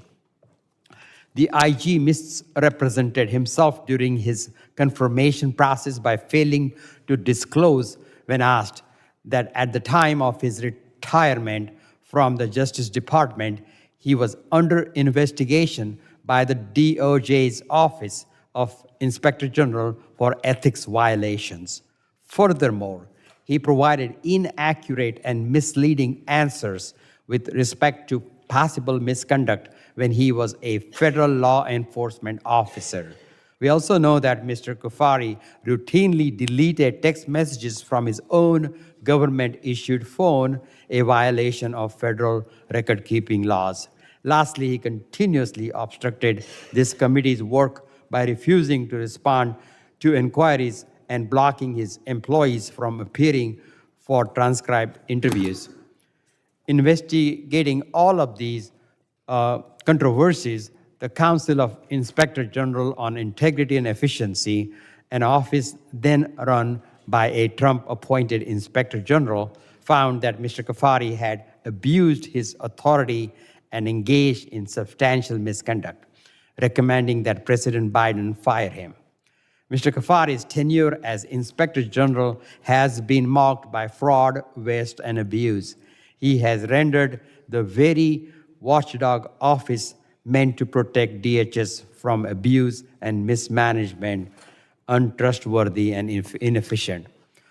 For the sake of accountability and for the sake of public trust in government, this committee must demand more from the Inspector General and hold him responsible. Mr. Chair, pursuant to Clause 2K6 of Rule 11, I move that committee subpoena DHS Inspector General Joseph V. Kufari to appear before this committee to provide sworn testimony and to produce all relevant documents regarding his performance as the DHS Inspector General. Mr. Chairman, I move to table. I yield back. Gentleman yields back. There has been a motion from Mr. Jimenez from Florida to table. The gentleman that moves the table, that motion is privileged and is non-debatable.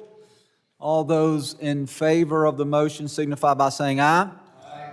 All those opposed signify by saying no. No. The ruling of the chairs is that the ayes prevail. Is there a motion for a recorded vote, Dr. Tanadar? Yes, it. A motion for a recorded vote has been made. If we will take a moment to allow the clerk to return to his position.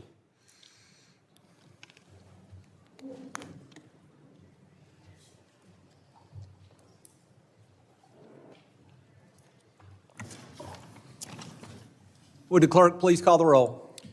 Mr. Green of Tennessee, Mr. McCall, Mr. Higgins, Mr. Jimenez. Aye. Mr. Jimenez votes aye.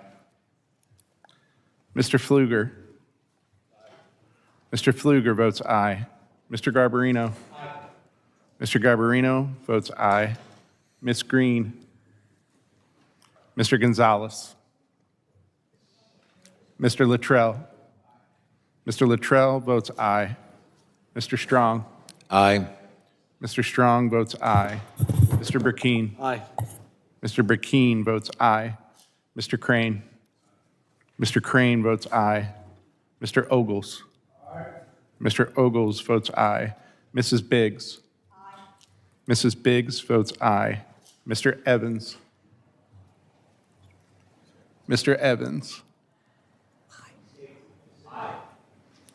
Mr. Evans votes aye. Mr. McKenzie. Mr. Knott. Aye. Mr. Knott votes aye. Ranking Member Thompson. Nay. Ranking Member Thompson votes no. Mr. Swalwell. Mr. Correa. No.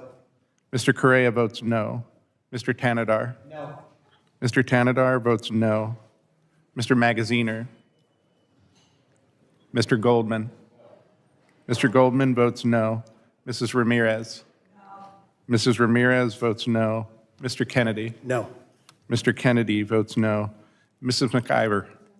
Mrs. McIver votes no. Ms. Johnson. Ms. Johnson votes no. Mr. Hernandez. Ms. Poe. Ms. Poe votes no. Mr. Carter. Mr. Carter votes no. Mr. Green of Texas.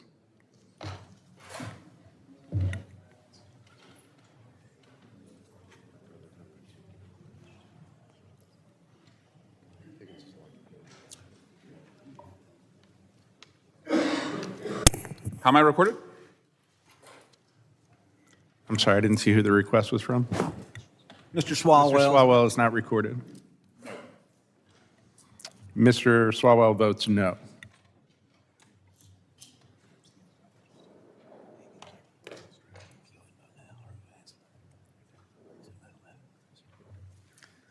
Mr. Clerk, how's the chair recorded? The chair has not been recorded. Chair votes aye. Chairman Guest votes aye. Are there any other members who wish to be recorded? How is Higgins recorded? Mr. Higgins was not recorded. I'm an aye. Mr. Higgins votes aye. Any additional members who wish to be recorded on this vote? The clerk will tally and report the totals. On that vote, Mr. Chairman, there were 13 ayes and 11 noes. The motion is agreed to. At this time, the chair would recognize for 5 minutes of his questioning Mr. Pfluger from the great state of Texas. Yeah, thank you, Mr. Chairman. Never been so disappointed to sit in a partisan hearing. I mean, what a joke. And let me just correct the record for the gentleman from Mississippi talking about the floods in Texas and FEMA not being there. False. Completely false. They were there. I don't think the ranking member was there. I was there. Several people in this committee were there. So the assertion that FEMA was not there, you want to politicize something? Go politicize something else. But that's out of bounds. What a tragedy.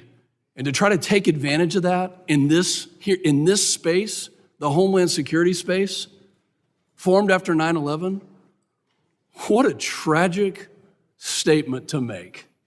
I mean, of all the things, and we kind of knew the politicization was coming, but for it to happen in this committee, Secretary was there multiple times. FEMA director was engaged everywhere. People on this committee were recovering and searching for bodies. I'm shocked, totally shocked at that statement. You know where else my colleagues on the other side of the aisle were not? They weren't at the border for the last 4 years. I was there. I'd like to seek unanimous consent to submit for the record 2 videos from the Darien Gap from a Codell in 2023, Mr. Chairman. Without objection. These videos show the children that are walking through, and only one Democrat accepted the offer to go to that Codel, to go see firsthand. Only one. The entire subcommittee was invited, and yet only one, and he's no longer a member. Only one. And you know how many hearings we had at the border from 2021 and 2022? 0. You know how many hearings we had on border security from 2021 to 2022? 0. So it's pretty rich to hear the assertions from the gentleman from Mississippi that the FEMA director is not involved in flooding, that DHS is not involved in flooding. Ms. Hopper, in your testimony, you talk about unprecedented trafficking due to lax sponsor vetting. And you also talk about alarming conditions and falsified records. I'm going to give you 2 minutes to describe the lack of sponsor vetting that led to the abuse of children at a level that is completely unprecedented. And be specific. Thank you for your time. When we're talking about sponsor vetting, when I spoke with a retired Border Patrol agent, he had said that the requirements to adopt a dog that was about to be euthanized were higher than the standards and the documents that needed to be provided for an adult to sponsor a child. He went through more hoops to adopt a dog than what people would go through to sponsor a child. When it only takes 2 phone calls to verify that someone picks up on the other line, voice verification, or you receive a photograph of an identification through WhatsApp with no facial match to the person sending the photograph. When people talk about doing better job in Photoshop with fake IDs than what the documents they received in a picture of an ID, and no meaningful background checks on these sponsors, when you have children that are unaccompanied, and as a mother, as a Christian, as a Hispanic, you have children being sent to known pedophiles, known gang members, known individuals with criminal backgrounds. That is what led to this. Thank you. Every single person that was on this committee from 2021 to the end of President Biden's presidency went to the border multiple times, and saw these atrocities that were happening firsthand, talked to these kids, saw the ones that were left in the brush. So it's pretty rich to say that we shouldn't be looking at NGOs that had a role, that were culpable and complicit in not vetting people or not doing the appropriate work. Mr. Chairman, thank you. Thank you for holding this hearing. I yield back. Gentleman yields back. The chair now recognizes the gentleman from California, Mr. Swalwell. Nobody asked for the cruel deportations that we're seeing right now. We were promised that violent criminals, the worst in our community, would be removed. I'm good with that. I don't want violent criminals who are undocumented in our community. I'll help with that. Put out a list of 1,000 people. Most Americans are up for getting those folks out of our community. We were promised the worst would be removed. What we have found is that rather than focusing on the worst offenders in our community, this administration arrested a 6-year-old battling leukemia and detained that 6-year-old in the cruelest, harshest conditions. ICE detains 6-year-old leukemia patient and his family, even though they followed every immigration rule. In detention, the children cried every night, according to the family's attorney. The woman's 6-year-old son also experienced bruising and bone pain, both symptoms of leukemia, and missed an appointment related to his cancer treatment. His sister barely ate. Don't give me this Christian nonsense that I've heard from some of these witnesses. I'm a Christian. I'm a father. I'm from a law enforcement family. I was a prosecutor. This is not who we are. This is not what any American signed up for. This administration deported a 4-year-old American citizen battling cancer. They arrested a U.S. Marshal. They're not up for this job. They're just up for the cruelty, for owning the libs. They're not serious about protecting our communities from the worst. And these ICE agents running around our communities like masked bank robbers, terrorizing women, they're going to get themselves hurt, and I hope that doesn't happen. And we're already seeing women are being targeted by people who are impersonating ICE agents. I hope every state that is able to, and every community that is able to, unmasks ICE with their policies. If you're standing on the law, you can show your face. The FBI, they're probably doing a search and seizure right now at some dangerous criminal's home. They're not masked. They loudly, on their blue jackets, have that yellow insignia that says FBI. No other law enforcement agency in America runs around our communities masked. It's time that we unmask ICE.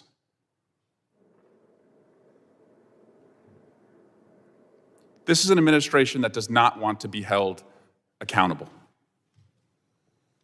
Secretary Noem does not want to come in and testify. Stephen Miller certainly doesn't want to sit in that chair and defend putting this 6-year-old battling leukemia into deportation proceedings. Tom Homan doesn't want to come here and defend why he thinks it's okay to target people based on their accent and the color of their skin. Yes, he said that. Thankfully, a California court has shut that down, and hopefully more lawsuits are brought across America to shut that down. But my Republican colleagues in Congress, they don't work for the administration. They are, theoretically, an independent branch of government. Article 1, the preeminent branch of government. So why do they go for this? Why do they enable this? Why aren't they outraged that this 6-year-old boy was in a condition where children are crying every night and experiencing bone pain as he fights cancer? This issue is pretty simple. Go after the worst and protect the most vulnerable, the ones who are contributing to our community. So if our Republican colleagues are not up for holding the administration accountable, then Democrats will. So, Mr. Chairman, pursuant to Clause 2K6 of Rule 11, I move that the committee subpoena White House Deputy Chief of Staff for Policy and Homeland Security Advisor Stephen Miller. Gentlemen, yield back. Yes. Is there a motion? Motion to table. There has been a motion to Recorded table. The gentleman moves the motion to table. The motion to table is privileged and non-debatable. All those in favor of the motion to table, please signify by saying aye. Aye. Any opposed, no? No. The ruling of the chair is the ayes have it. Mr. Swalwell, Record vote. is there a motion for a recorded vote? A motion for a recorded vote has been made. We will allow the clerk a moment to resume his position.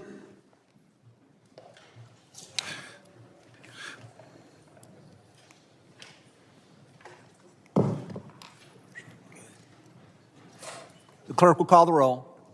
Mr. Green of Tennessee. Mr. McCall. Mr. Higgins. Aye. Mr. Higgins votes aye. Mr. Jimenez. Aye. Mr. Jimenez votes aye. Mr. Pfluger. Aye. Mr. Pfluger votes aye. Mr. Garbarino. Aye. Mr. Garbarino votes aye. Ms. Green. Mr. Gonzalez. Mr. Luttrell. Mr. Luttrell votes aye.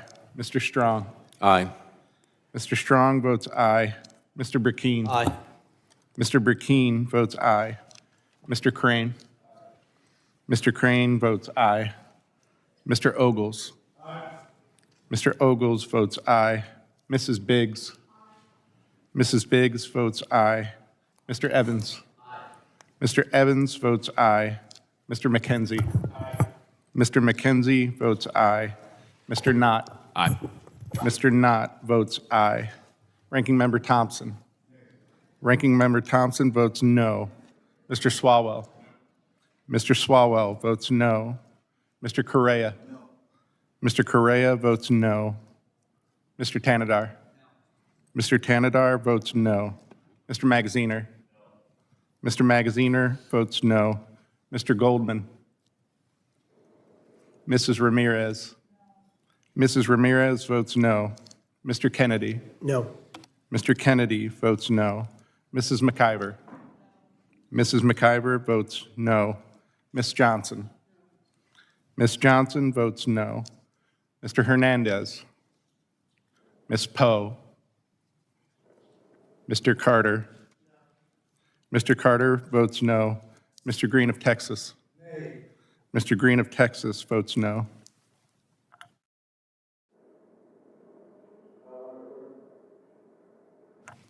Mr. Goldman has not been recorded. No. Mr. Goldman votes no. Mr. Clerk, how's the chair recorded? The chair has not yet been recorded. Chair votes aye. The chairman votes aye. Are there any other members who wish to have their vote recorded?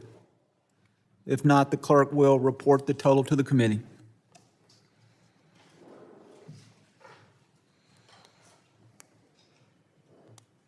Mr. Chairman, on that vote, there were 14 ayes and 12 noes.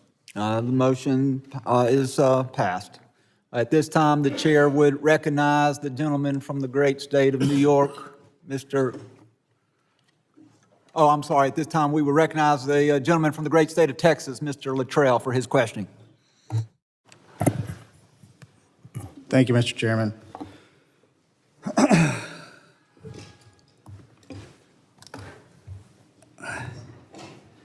I'm going to point out Mr. Swalwell's point about that young man, and I don't know the information on it, that he was detained.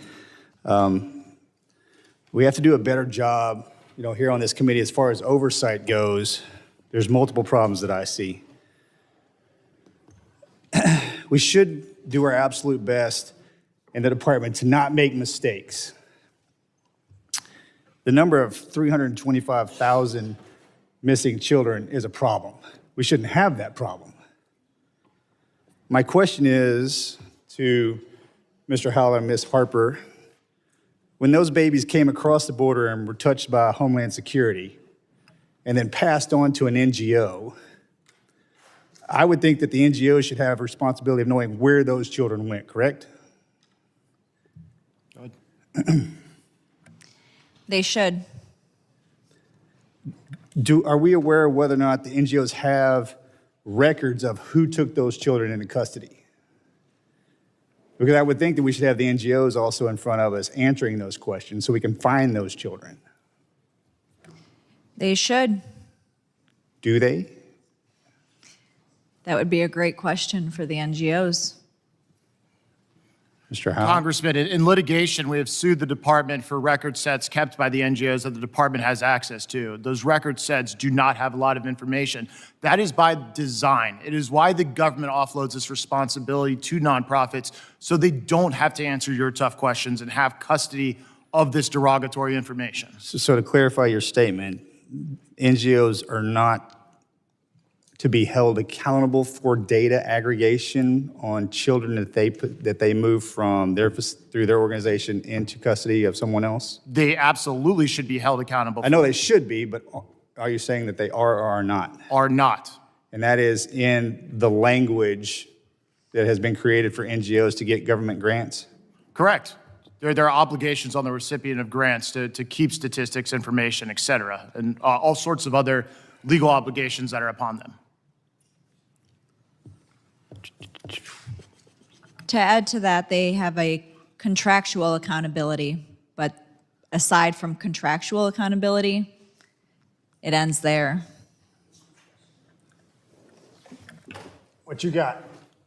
Well, that's exactly the problem, because it's not just the fact that we have this massive volume of people, and so things are obviously going to slip through the cracks. So there's no way to really figure out exactly how many they ran through or how many they processed, because like Border Patrol at the time and Customs, they were overwhelmed because people had a greater incentive to arrive illegally because of the policies pursued by the Biden-Harris administration. So to my understanding, for this committee and moving forward, we need to make sure that legislation states properly that any NGO, whether or not be it the Catholic organization or whomever, has to follow certain guidelines and rules, which obviously that is not in place, correct?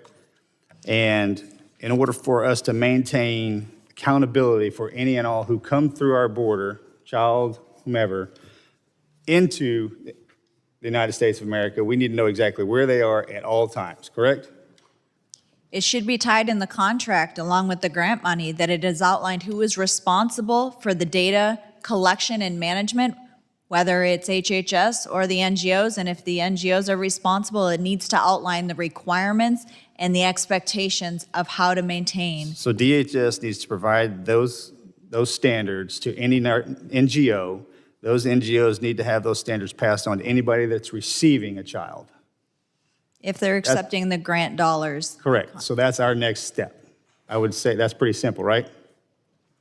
I would say the simpler solution is to stop funding the invasion of the United States. We can impose these standards. Okay, I got you, buddy. I'm trying to go granular on this. I agree with you wholeheartedly, but I'm trying to fix a problem that exists. We can bitch about it all day long, which we're just going to beat each other up and we're not going to go anywhere. I'm really trying to fix this problem, okay? Mm-hmm. So we have to move legislatively in order to solve that problem. Right, and HR 2 contains a provision which would do a lot of that. It could also be improved. Okay, so my next step as a congressional member is to write out legislation that both sides would agree on in order to fix this problem. That sounds like a pretty good fix, correct? Thank you, Mr. Chairman. I yield back. Gentleman yields. Mr. Goldman is recognized for questioning. Thank you, Mr. Chairman. Here we are again, La La Land and Homeland Security Committee, conducting oversight of the president and his administration. Great, because there are many, many things that Congress should be conducting oversight over this administration. Donald Trump campaigned on finding convicted criminals who are unlawfully here in this country and deporting them. The worst of the worst, he said. Instead, he and his unidentified masked secret ICE agents are snatching and arresting immigrants from court proceedings, nonviolent, non-criminal immigrants pursuing legal pathways to immigrate to this country, and then illegally detaining them in horrific conditions, and even possibly deporting them despite the fact that they are here legally. You would think the committee, with jurisdiction over the Department of Homeland Security, would want to conduct oversight over the department's refusal to allow members of Congress to observe the conditions of DHS detention facilities. In fact, there is a specific statute that authorizes both Republicans and Democrats to conduct oversight over facilities that house or detain immigrants. But no, the department refuses. So we're here in the Homeland Security Committee, and I'm sure the Republican majority does not like it when this administration undermines its own authority, its own statutory authority, to conduct oversight.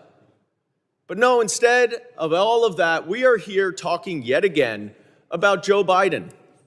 Newsflash, Joe Biden is not the president. He hasn't been the president for 7 months. So if we are going to conduct oversight here, why are we doing it about the Biden administration when this administration is literally detaining lawful permanent residents and even some U.S. citizens? And it gets worse. It's not just those masked ICE agents. There are many FBI agents who are being called away from their duties to investigate terrorism, violent gangs, child trafficking, and other crimes in order to help ICE arrest and detain immigrants with legal asylum claims, nonviolent. That makes our homeland less safe, not more safe. So we should hear from FBI Director Kash Patel about how many of his criminal investigators are being taken away from their criminal investigatory jobs, keeping Americans safe in order to help round up non-criminal immigrants trying to immigrate the right way. Some of these detainees are being held in Bureau of Prisons detention centers that are unfit for convicted criminals to stay in. We should hear from Pam Bondi about how much of the department's resources are being used to detain these nonviolent, non-criminal immigration detainees. And while they're here, we can ask them about a very pressing question. What's going on with the Epstein files? Donald Trump promised to release them. Pam Bondi said she had the files on her desk and that she was going to release them in the name of transparency. Kash Patel has spent years railing against the FBI to release the files. Many of my Republican colleagues were banging on the table to release the Epstein files. But now, all of a sudden, after a months-long review, Bondi and Patel say nothing to see here, no evidence that any American would want to see about accomplices, co-conspirators, or other people involved. Yesterday, the Republicans voted against releasing the files. So what's changed? Well, we all know Donald Trump has had a relationship with Jeffrey Epstein. He flew on his plane, he hung out in parties, spoke highly of him. And now there are many people saying that Donald Trump is included in the Epstein files. In fact, there are reporters who say that there are videos of him with topless women. Elon Musk even confirmed that Trump is blocking the release of these files because he's in them. Pam Bondi says there's nothing there, but Donald Trump even acknowledges that there is evidence there. It's just not credible. It's made up. This is a Truth Social post from 9:43 this morning. It is an admission that Donald Trump is in the Epstein files, and the American people deserve to know whether he is or not. Mr. Garbarino Mr. Chairman, I would, recognized for 5 pursuant to minutes for Clause question. 2K6 of Rule Gentleman 11, is not recognized. Your time has expired. I have a motion. Mr. Garbarino Mr. Chairman. is recognized for questioning. Mr. Chairman, I have a motion. Thank you, Mr. The gentleman has a motion. Pursuant to Clause 2K6 of Rule 11, I move that the committee subpoena Pam Bondi, Attorney General of the United States, and Kash Patel, the Director of the Federal Bureau of Investigation. Mr. Chairman, motion to table. Gentleman has a motion. Motion to table. Motion to table is privileged and non-debatable. We shall ask all those in favor of the motion to table, say aye. Aye. Aye. All those opposed? No. In the opinion of the chair, the ayes have it, and the motion to table is agreed to. Could I have a recorded vote, please? Recorded vote is requested. The clerk shall call the roll.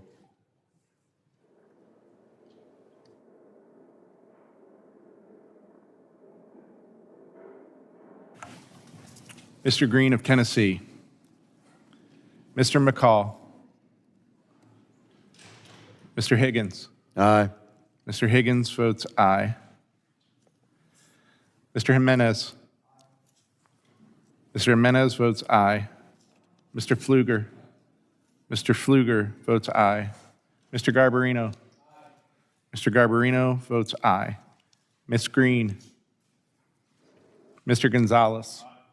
Mr. Gonzalez votes aye. Mr. Luttrell. Mr. Strong. Mr. Strong votes aye. Mr. Burkeen. Aye. Mr. Burkeen votes aye. Mr. Crane. Mr. Crane votes aye. Mr. Ogles.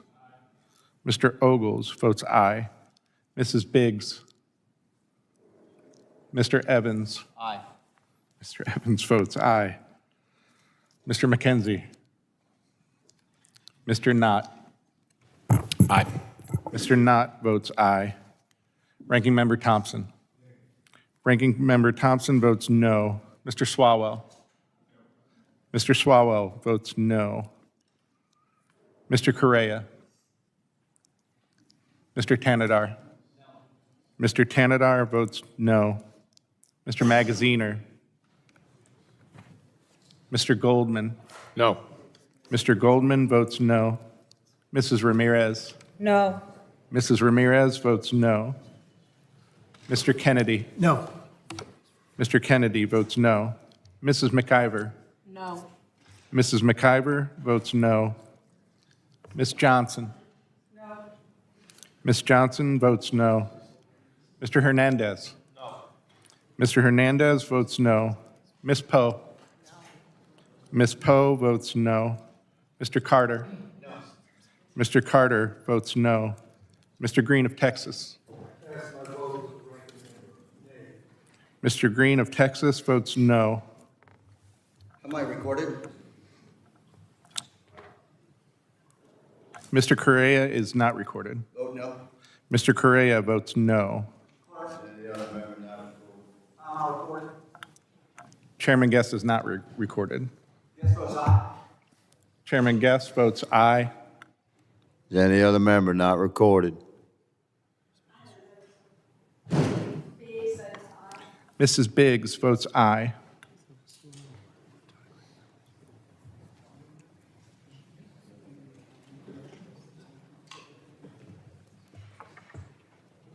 As a gentleman.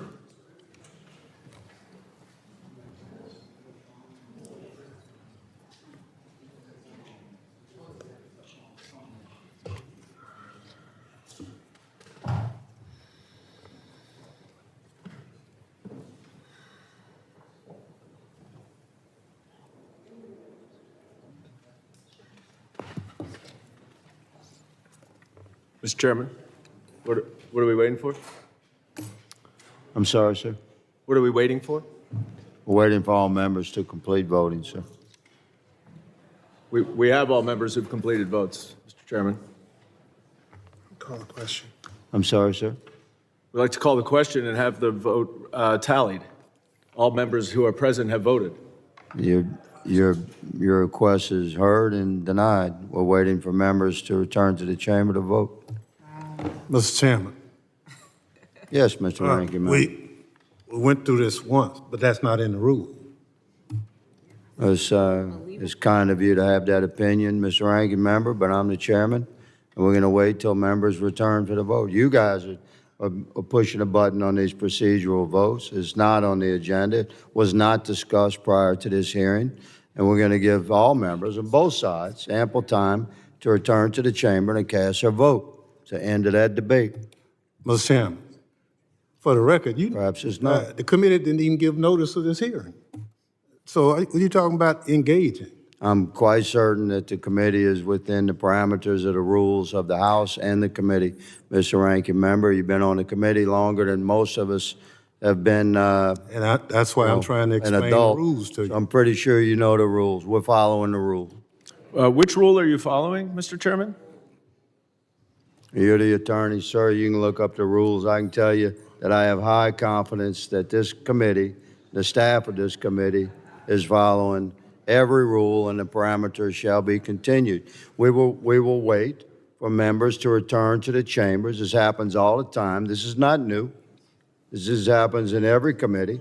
When procedural votes are called, members have excused themselves after their questioning to handle our business. They have to return to the chamber. We'll allow that for the Democrats. We'll allow it for the Republicans. That's fair. Mr. Chairman, we've never asked to wait on a vote. Well, We've did never anyone tell you to ask, Mr. Ranking Member? Because it is not that's the generally rules of the how committee. you roll.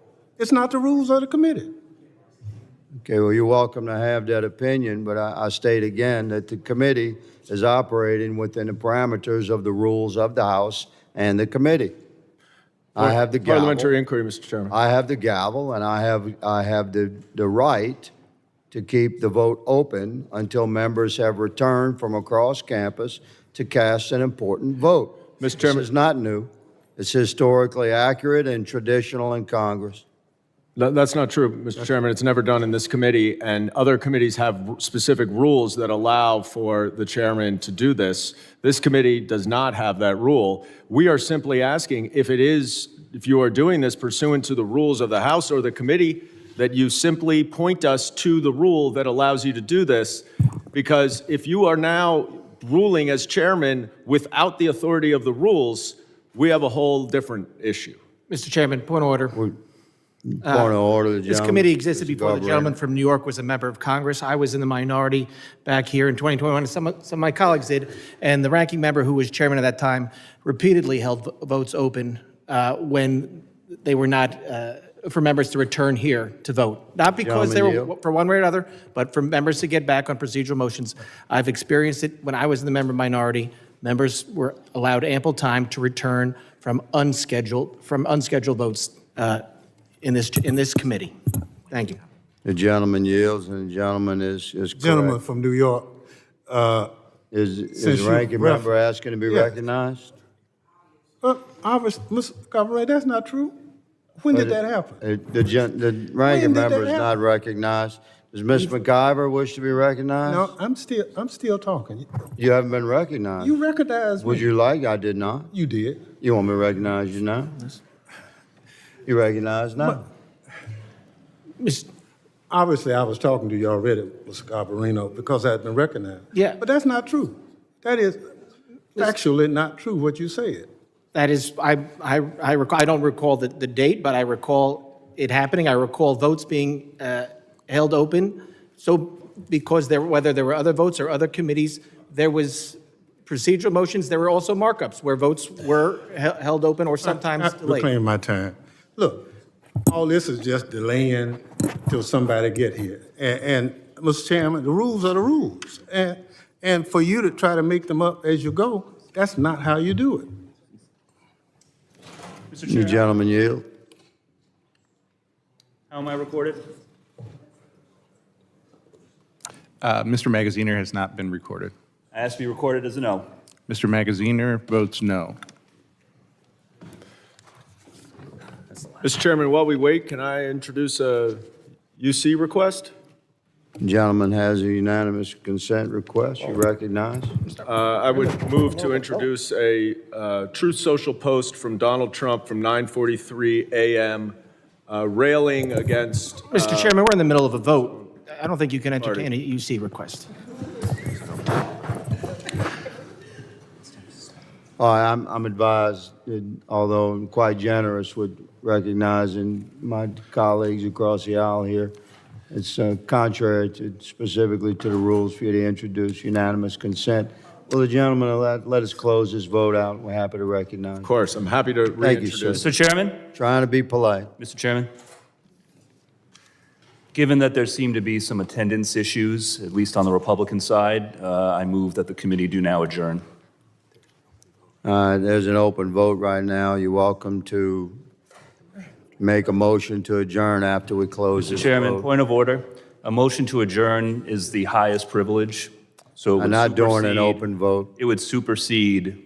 Motion The to open adjourn, if you continue with your motion and enter your motion after we've closed this vote, then the chair will entertain that. But parliamentary Right inquiry, now, can I make a, this vote is open, it's going to remain open until Chairman, can I ask a members question? have been allowed to return. Parliamentary inquiry, my understanding is that a motion to adjourn is the highest privilege and has to be acted on even if there is another open vote.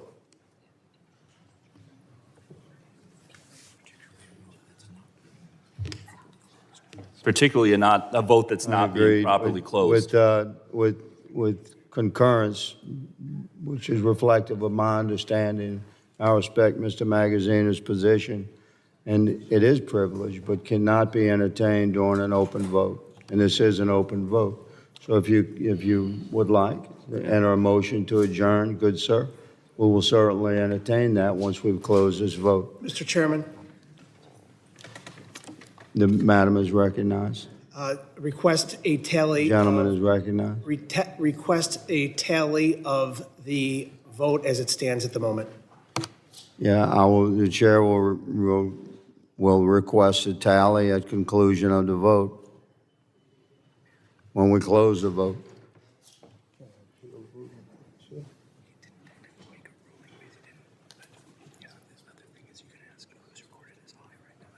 We have.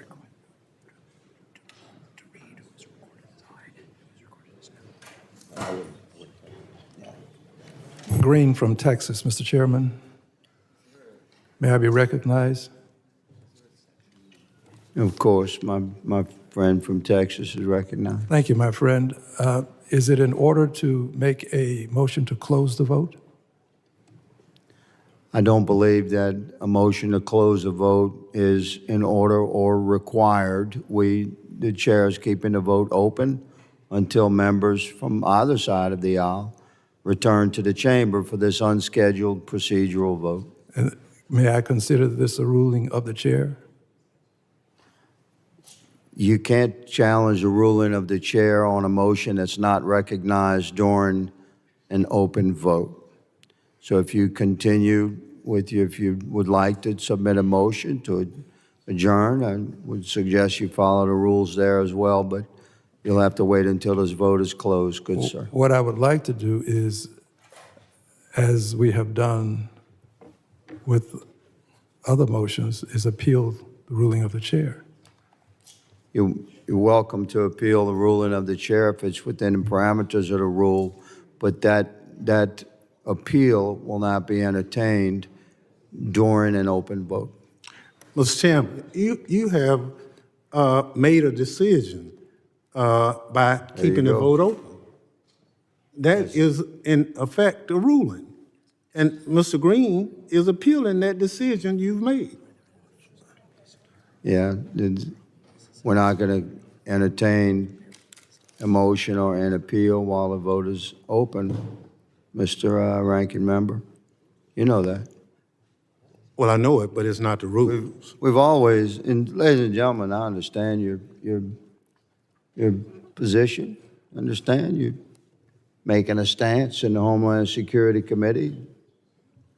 We're just making a This stance is for you to follow the rules. historically and traditionally, this committee and every committee I've served on has kept votes open when you have an unscheduled procedural vote to allow members to return to the chamber and cast a vote.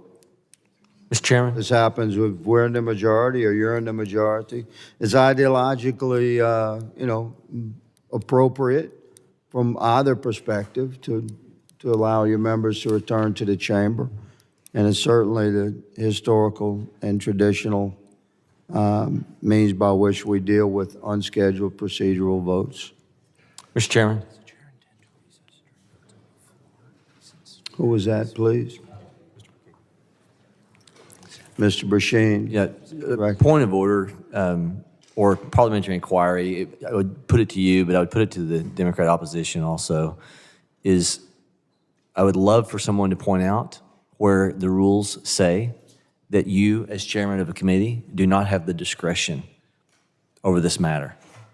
The accusation that the rules are being violated, but yet where is it in the rules that does not give the chairman the allowance or the discretion to make this decision? Mr. Brashean yields. Mr. Clerk, how is Mr. McKenzie recorded? Mr. McKenzie has not yet been recorded. Aye. Mr. McKenzie votes aye.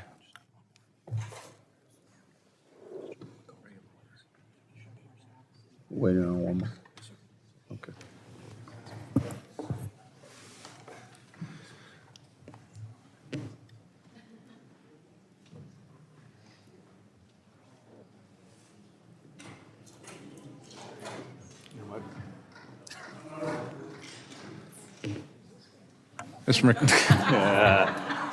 Mr. McCall has not been recorded. Mr. McCall votes aye.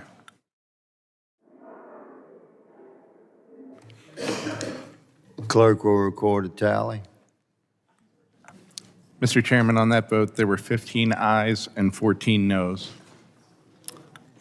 The motion to table has succeeded, and the chair recognizes Mr. Magaziner for questioning.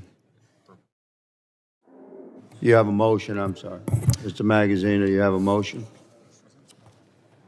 No, I'll proceed with The my... gentleman withdraws his intention.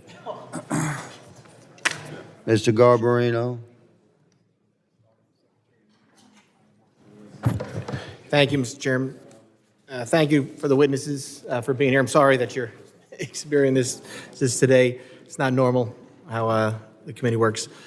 I'll tell you, it's amazing listening to the other side complain about our law enforcement officers, ICE, and saying that they should not be wearing masks, even though they're rounding up MS-13 criminals who, in my district, would chop up children with machetes, whether I was in Brentwood or CI. But they want them to be demasked and possibly face retribution. It's amazing. The first time that they're asking for anybody to be demasked. I mean, Antifa, they can wear their masks. The violent protesters that burn down cities, burn down cars, looted, they can keep their masks on.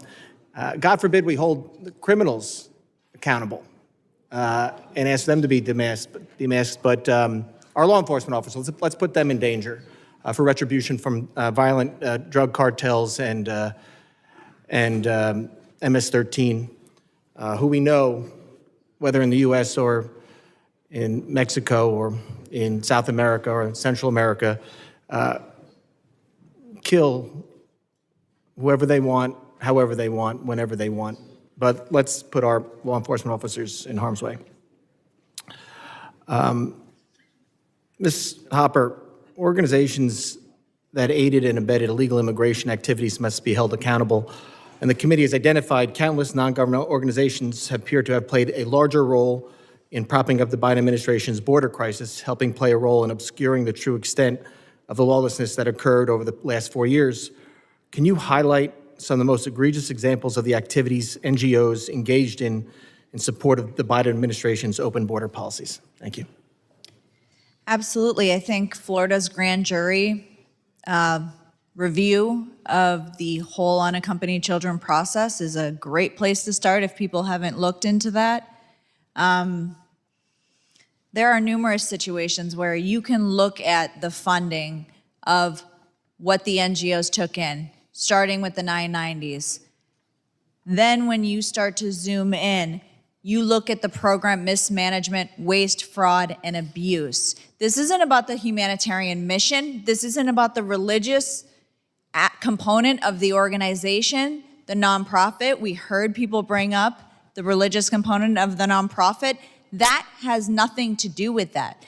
It has to do with how the humanitarian organization handled the program, handled these children, handled these funds, and handled the sponsors. And they didn't. They didn't handle any of that. Now, not all NGOs mismanage children and mismanage funds, but there were a lot of them that did, and taxpayers funded it, they paid for it, and they must be held accountable for it. Thank you very much. Can you also elaborate on the extent to which the Biden administration's reliance on non-governmental organizations endangered the lives of those children? I know you touched about it a little bit, but can you talk about especially the UACs? That is something that was, we saw a lot of UACs being sent up to New York, to Long Island, my district, and there was no follow-up or very little follow-up after they were sent. Can you talk about that, please? Yeah, so once NGOs were sending children to their sponsors, they were supposed to have an individual traveling with them to make sure that they got to their destination. We were actually on a flight with numerous UACs that were unaccompanied, couldn't speak the language, and airlines struggled to communicate with them. They were traveling alone. When we spoke with the flight attendants, they outlined numerous situations where children showed up at incorrect locations. CPS would have to be called because the sponsor either didn't show up, they were at the wrong location, they couldn't communicate with these unaccompanied children, and they were not supposed to be traveling alone. Once they got to that state, there wasn't a follow-up. There were 2 phone calls, and there was very little follow-up or coordination with state-level agencies to share that information for meaningful welfare checks.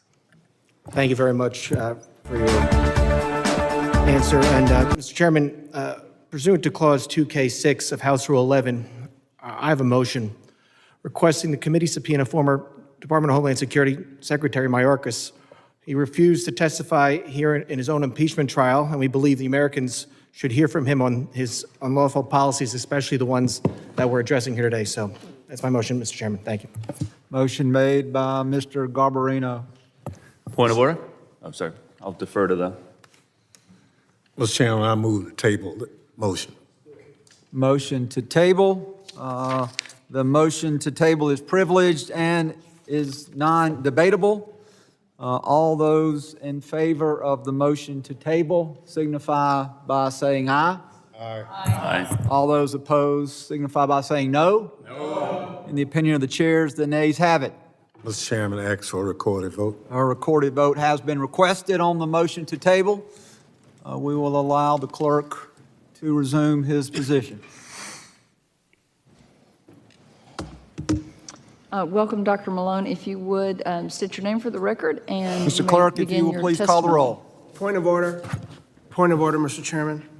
I would like this committee to wait Thank you, for Madam other Chairman members and to members of the return committee. from I'm both honored sides to of the be aisle. here. I'm here on a voluntary basis at the request of the committee.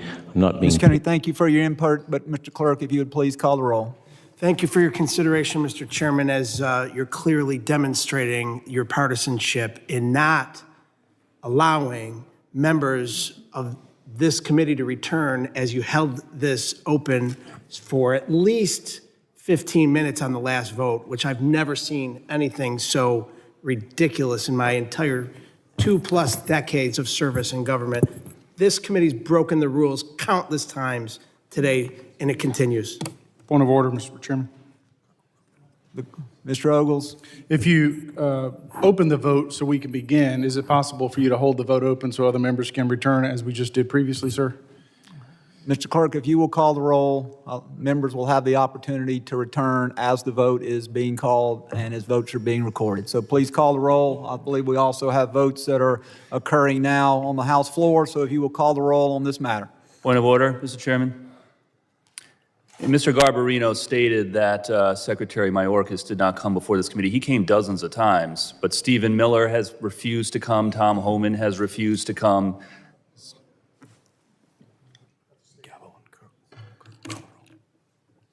Mr. Clerk, votes have been called in the chamber. If you will please call the roll on this matter. Mr. Green of Tennessee. Mr. McCall. McCall votes no. Mr. McCall votes no. Mr. Higgins. No. Mr. Higgins votes no. Mr. Jimenez. Mr. Jimenez votes no. Mr. Pfluger. Mr. Pfluger votes no. Mr. Garbarino. Mr. Garbarino votes no. Ms. Green. Mr. Gonzalez. Mr. Gonzalez votes no. Mr. Luttrell. No. Mr. Luttrell votes no. Mr. Strong. No. Mr. Strong votes no. Mr. Burkeen. No. Mr. Burkeen votes no. Mr. Crane. Mr. Crane votes no. Mr. Ogles.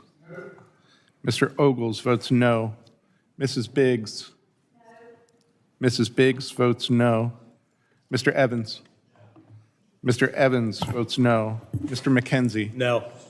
Mr. McKenzie votes no. Mr. Knott. No. Mr. Knott votes no. Ranking Member Thompson. Aye. Ranking Member Thompson votes aye. Mr. Swalwell. Mr. Correa. Aye. Mr. Correa votes aye. Mr. Tanadar. Yes. Mr. Tanadar votes aye. Mr. Magaziner. Aye. Mr. Magaziner votes aye. Mr. Goldman. Mrs. Ramirez. Mrs. Ramirez votes aye. Mr. Kennedy. Aye. Mr. Kennedy votes aye. Mrs. McIver. Aye. Mrs. McIver votes aye. Ms. Johnson. Ms. Johnson votes aye. Mr. Hernandez. Mr. Hernandez votes aye. Ms. Poe. Ms. Poe votes aye. Mr. Carter. Mr. Green of Texas. Mr. Green of Texas votes aye. Any other members wish to record their vote? Mr. Clerk, how am I recorded? The chairman has not been recorded. please record me as a no. Mr. Goldman has entered the chamber. Mr. Goldman, would you like to be recorded? I would, aye. Mr. Goldman votes aye. Any other additional members who wish to be recorded? Mr. Clerk, if you will please report the tally.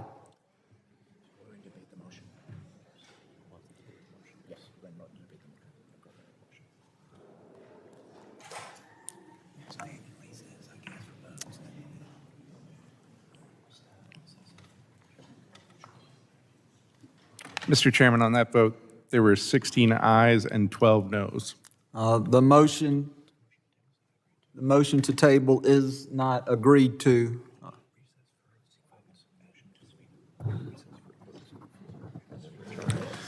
Yep.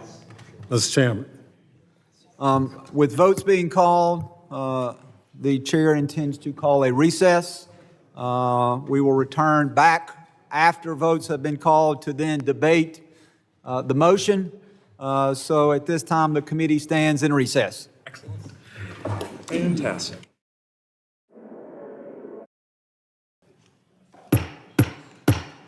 The committee will come to order. At this time, I would like to recognize the gentleman from New York, Mr. Garbarino, on his motion. Mr. Chairman, out of respect for the witnesses that are here and the importance of this topic, I'm going to withdraw my motion. The motion has been withdrawn. Then I will now recognize Ms. Ramirez for 5 minutes for her questioning. Thank you, Chair, and thank you, Ranking Member Thompson. It's been a long time in this committee, but I want to start by talking about civil society, because civil society, in my opinion, is the first line of defense for our communities when authoritarianism, like the one that the president is attempting on our democracy, tries to attack us.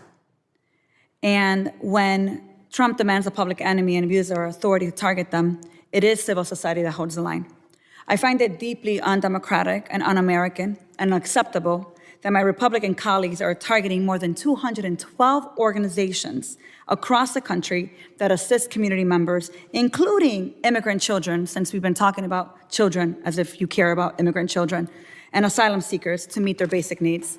So I want to make sure that I remind my colleagues, since we've been here for a while, that Secretary Noem and this administration, a couple of things.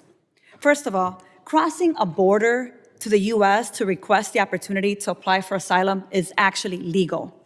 Adjusting your status, if you have a pathway to do so, is legal. Supporting immigrants to apply for asylum, TPS, parole, and other forms of relief is legal. Supporting people to become United States citizens is also legal.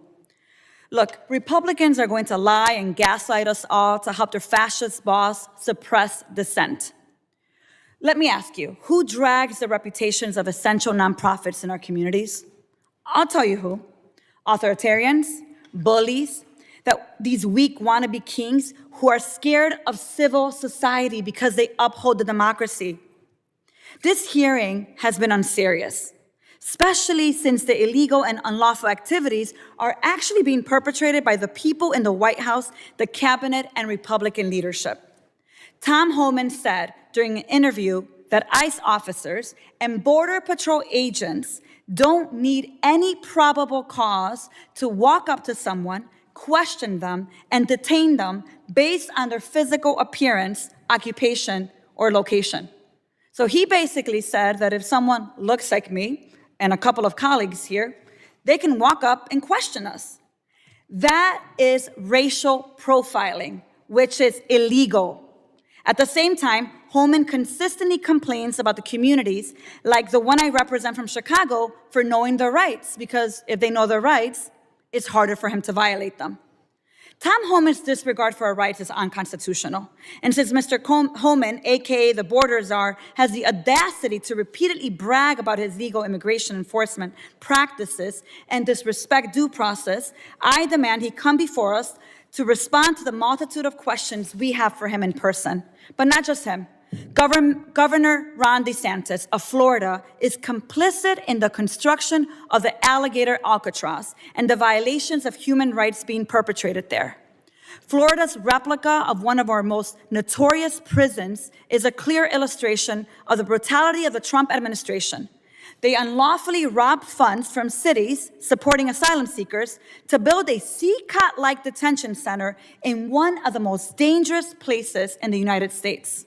Yet, DeSantis has the audacity to repeatedly brag about the inhumane conditions at Alligator Alcatraz and celebrate the violence being perpetrated with American tax dollars. Governor DeSantis must testify before this committee and provide answers to our questions about the atrocities being committed in his state. And he should also bring Secretary Marco Rubio. Because the truth is, we shouldn't be sending people to foreign countries when they may face torture and death with no chance for due process or appeal, particularly when they have not had their day in court and have not been subject to an extradition request. It is a gross violation of our shared humanity and our ideals as a nation to use money that's been appropriated to support refugees to disappear them to offshore prisons in countries they do not know and have no connection to. Yet Trump, Noem, and Rubio have repeatedly been caught red-handed, blatantly breaking the law, entering into backdoor agreements with foreign countries to deport people without due process. So, Mr. Chair, pursuant to Clause 2K6 of Rule 11, I move that this committee subpoena Thomas Douglas Homan, Ron DeSantis, and Marco Rubio. Does the gentlelady yield back? I would like to make sure that my subpoena request is in record and is considered. Yes, ma'am. Do you yield back? I do. Is there a motion? Mr. Chairman, I move to table. Motion to table has been offered. The gentleman that moves the motion to table, this is, as we well know now, a privileged and non-debatable motion. All those in favor of tabling the motion, please signify by saying aye. Aye. Any opposed, no? No. In the opinion of the chairs, the ayes have it. Is there a motion? I'd like a recorded vote. There has been a motion for a recorded vote. Mr. Clerk, thank you for your yeoman's work today. Mr. Clerk, if you will please call the roll. Mr. Green of Tennessee. Mr. McCall. Mr. Higgins. Mr. Higgins votes aye. Mr. Jimenez. Aye. Mr. Jimenez votes aye. Mr. Pfluger. Mr. Pfluger votes aye. Mr. Garbarino. Aye. Mr. Garbarino votes aye. Ms. Green. Mr. Gonzalez. Mr. Luttrell. Mr. Strong. My apologies. Aye. You were just called. Yes, sir. That's all right. Mr. Luttrell votes aye. Apologize. Mr. Strong. Aye. Mr. Strong votes aye. Mr. Burkeen. Aye. Mr. Burkeen votes aye. Mr. Crane. Mr. Crane votes aye. Mr. Ogles. Mr. Ogles votes aye. Mrs. Biggs. Mr. Evans. Mr. Evans votes aye. Mr. McKenzie. Mr. McKenzie votes aye. Mr. Knott. Ranking Member Thompson. Nay. Ranking Member Thompson votes no. Mr. Swalwell. Mr. Correa. No. Mr. Correa votes no. Mr. Tanadar. No. Mr. Tanadar votes no. Mr. Magaziner. No. Mr. Magaziner votes no. Mr. Goldman. Mrs. Ramirez. Mrs. Ramirez votes no. Mr. Kennedy. No. Mr. Kennedy votes no. Mrs. McIver. Ms. Johnson. Mr. Hernandez. Ms. Poe. Mr. Carter. Mr. Carter votes no. Mr. Green of Texas. Mr. Green of Texas votes no. Are there any members who wish to record their vote?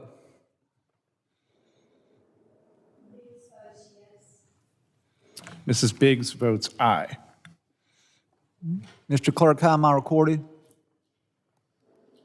Chairman has not yet been recorded. Guest votes aye. Chairman Guest votes aye. Would you please report the tally? Point of order. Mr. Chairman, Yes, sir. are we going to leave the voting tally open until everybody gets here, as we did earlier? There are people that are still outstanding, missing votes on both sides of the table, bipartisan. Ms. McIver, would you like to be recorded?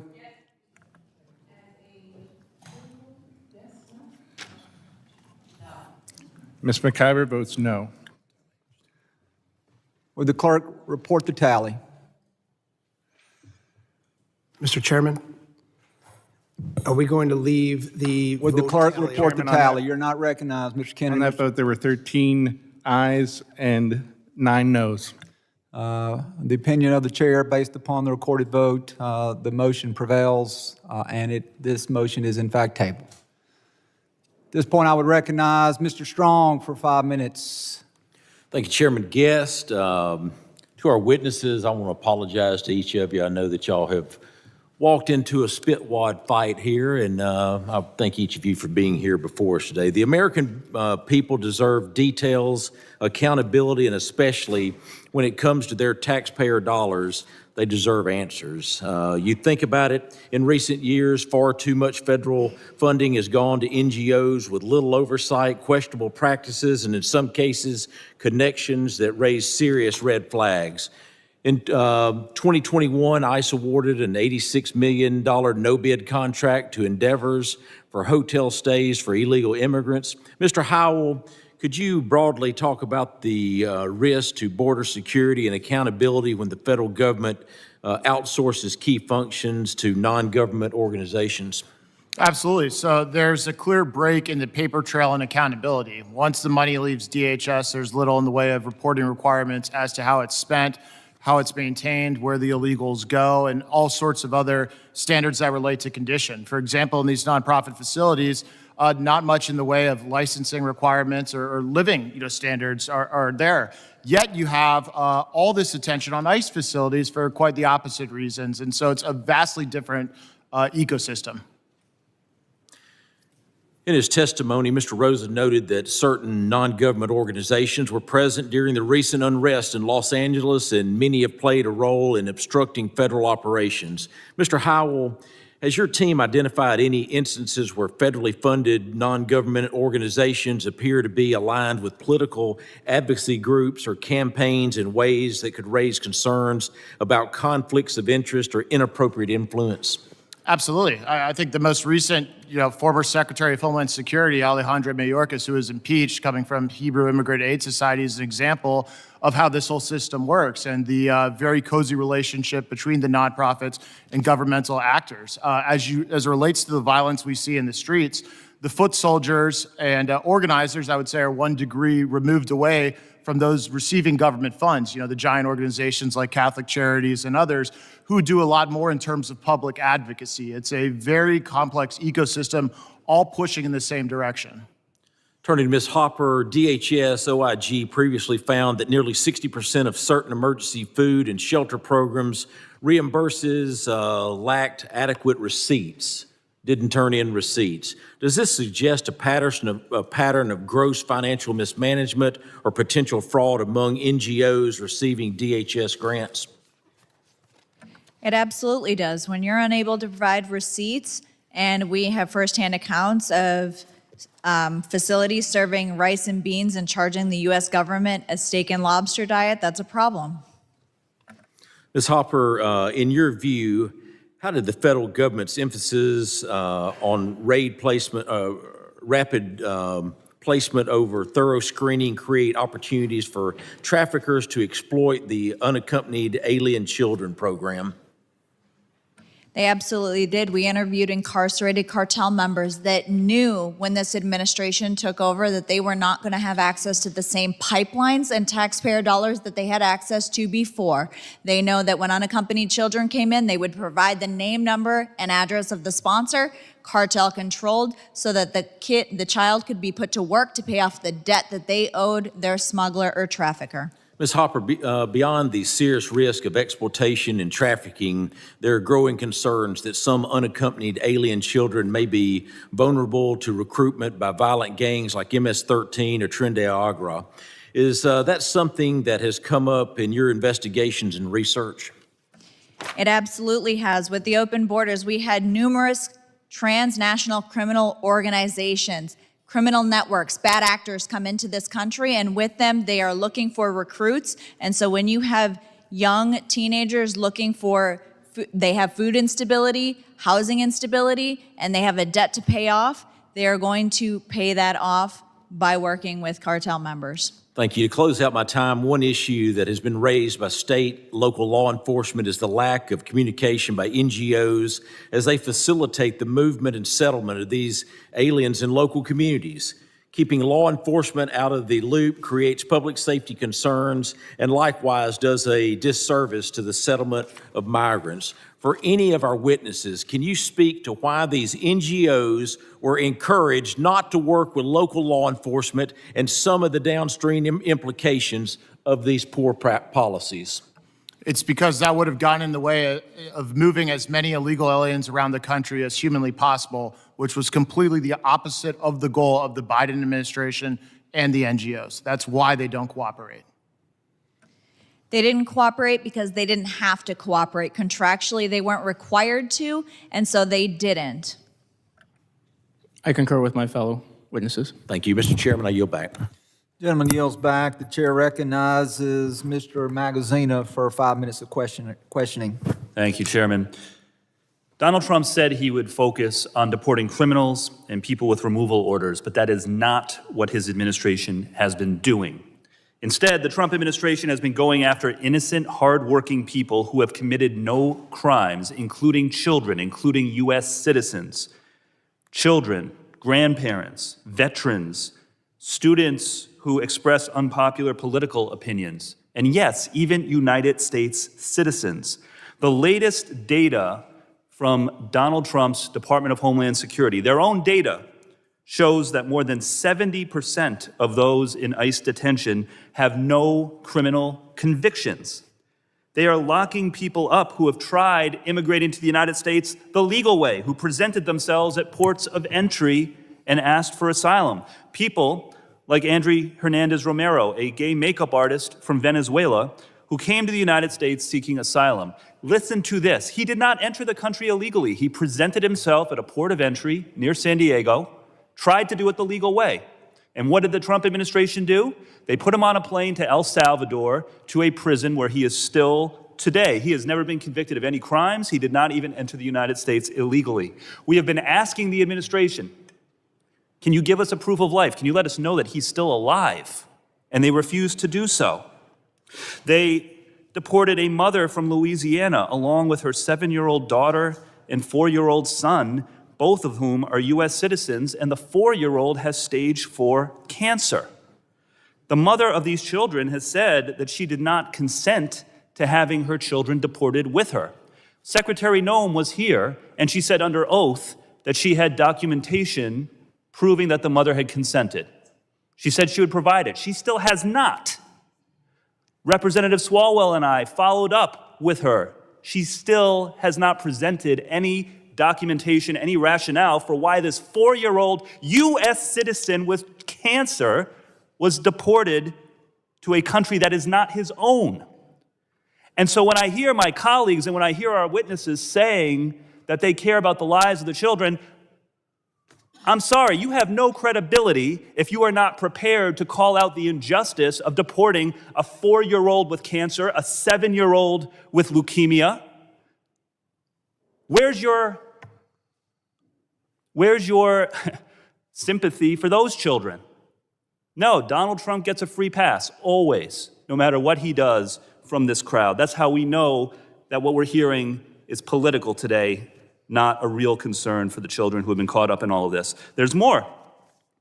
This family in Oregon, 4 children, all U.S. citizens. These 4 children, along with their parents, who have no criminal record, were put into detention by ICE for 2 weeks in a Border Patrol facility that is not designed for long-term detention, a 10-by-10 cell that these 5 were in. They were just released after 2 weeks. These U.S. citizen children, where's the concern for them? We know why this is happening. It's because on May 21st, Stephen Miller, summoned ICE officials to Washington and ordered them to make mass arrests, not to focus on criminals. He said, go after people at Home Depot and 7-Eleven. Because again, unlike what President Trump promised that they were going to go after the worst of the worst, Stephen Miller, who apparently is calling the shots, ordered ICE to round up everybody, regardless of whether they are hardened criminals or not. Please, someone tell me, what threat to our country do these children pose? Or their parents who have lived here and worked here for years and committed no crimes in the country? Is this the worst of the worst? Of course not. This is the same Stephen Miller, by the way, who was the architect of the family separation policy under the first Trump administration, during which 4,600 children were removed from their parents, some as young as 10 months old. Where's the concern for those 4,600 children? I haven't heard a word from any of our partisan witnesses or any of my partisan colleagues on the other side. You lose your credibility when you refuse to acknowledge the humanity of those 4,600 children who were separated purposefully from their families by the first Trump administration, or the children who are being unlawfully detained and deported today. I'll leave you with this. Pope Leo, His Holiness, posted on X about the Trump administration deporting people to El Salvador. He said, quote, "Do you not see the suffering? Is your conscience not disturbed? How can you stay quiet?" This is not what the American people want. Let's focus on going after real criminals, not children, not U.S. citizens, not people who are just trying to make a living who pose no threat. Let's focus on the criminals. I yield back. Gentleman yields back. The chair recognizes Mr. Bucane for his 5 minutes of questioning. Thank you, Mr. Chairman. We tend to find tactics of distraction. It's what we see happening with people that are trying to stop ICE from deportation efforts. We see that happening in the committee, and H.R. 2 is not law. What H.R. 2 was designed to do is to stop the $6 billion. That's an entire state budget. Many of us think about the size of your state budget. $6 billion under the Biden administration went to these non-government organizations, many of which are 100% federally funded, like Endeavors, that reach the size of Save the Children. Ms. Hopper, you mentioned that in your testimony. Save the Children, been around for generations. It's designed that is privately funded. This Endeavors non-government organization went from 52 million and went to over $1 billion because of government funding. Ms. Hopper, you talked about the NGOs being complicit. I don't know how many were stirred by your conversation about the 17-year-old child that was placed with someone that was discovered from the Office of Refugee Resettlement, had tattoos resembling that of MS-13 gang members. It was reported, supervisors overruled that. A month or two later, the 17-year-old is found dead. A man passed out, has pants de-pantsed, sexual activity being absolutely implied, and you're talking about all the different ways that these NGOs who got rich, $700,000 CEO figures for the CEO of Endeavors, and that man needs to be held accountable, John Almonds. We're talking about children that were ushered into the interior of the United States. These NGOs profited from it.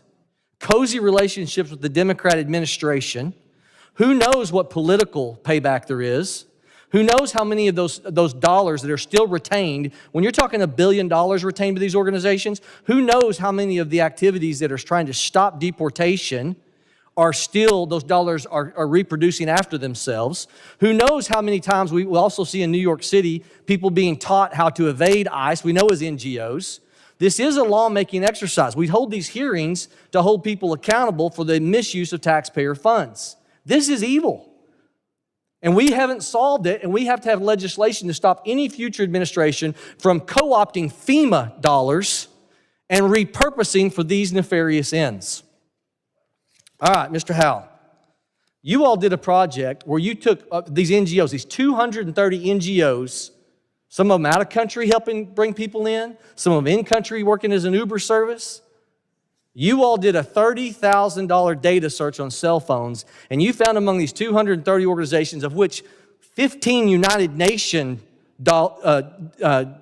spends by the U.S. government, funneled through the UN, ended up into some of these NGOs.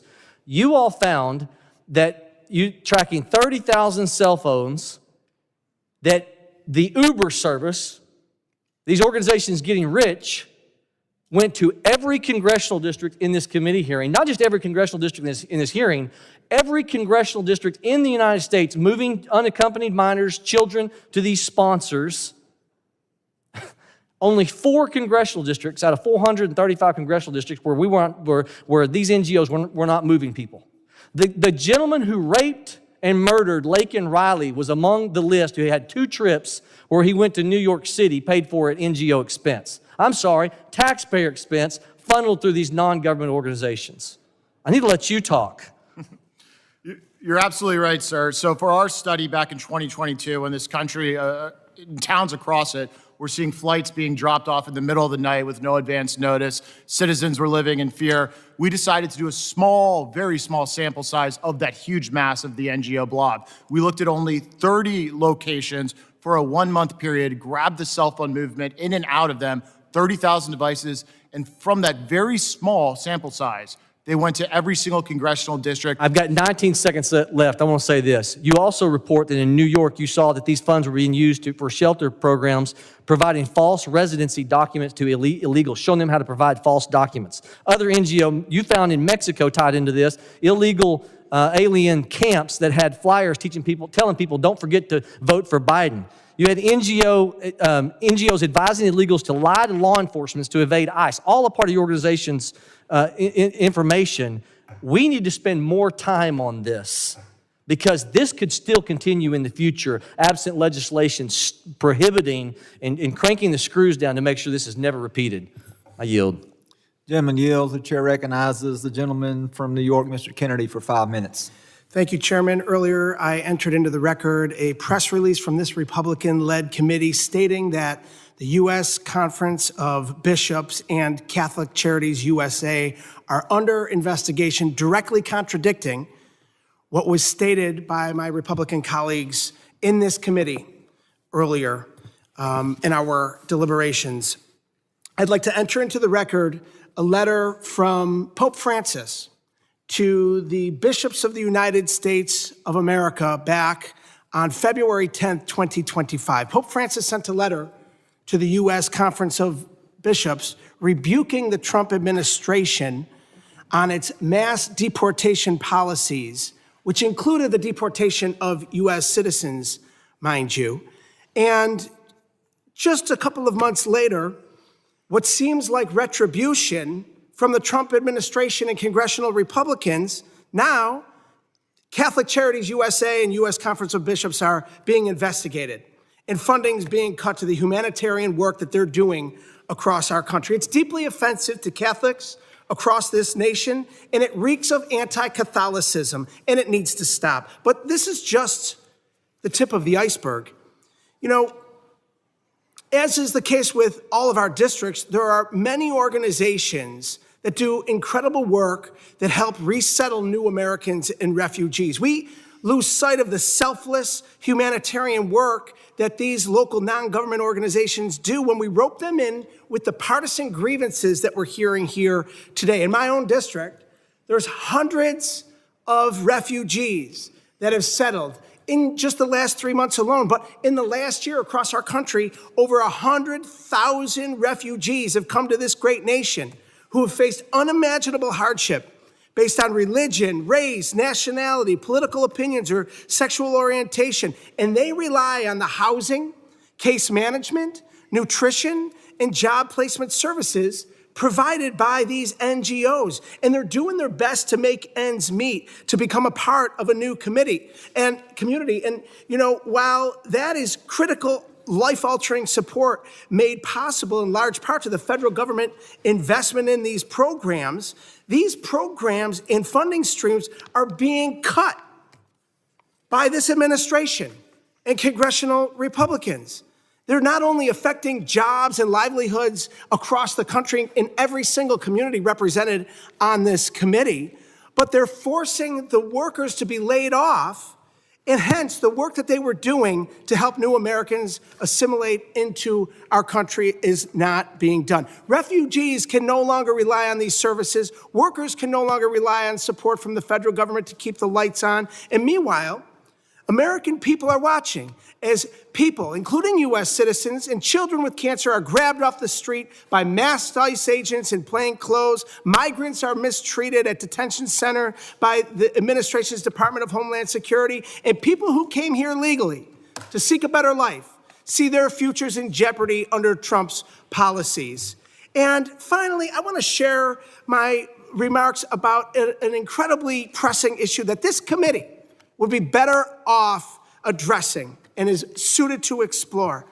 It's already been addressed today, but all of our hearts are broken about what transpired in Texas with the flooding just a week and a half ago. And in Kerr County, Texas, surrounding areas experiencing the unimaginable devastation and loss of life. Over 132 lives lost, over 100 still missing. And in the aftermath of this tragedy, current FEMA employees sounding the alarm about the Trump administration's slow and delayed response to Central Texas, and reporting suggesting that FEMA failed to answer many calls, thousands of calls from victims in the days following the flooding. So make no mistake, emergency responders and local officials in Texas carried out acts of heroism to save lives and pick up the pieces of the lives that were shattered. But this committee has an obligation to investigate how the Trump administration's months-long degradation of the FEMA, from defunding to layoffs to consolidation, played a role in these delays. 72 hours it took them to get people on the ground from FEMA into the flood zone to save lives and to help those poor people in that horrific disaster. And I'm so disappointed that there's not been more of a measured response from Republicans to address the authority and oversight of this committee.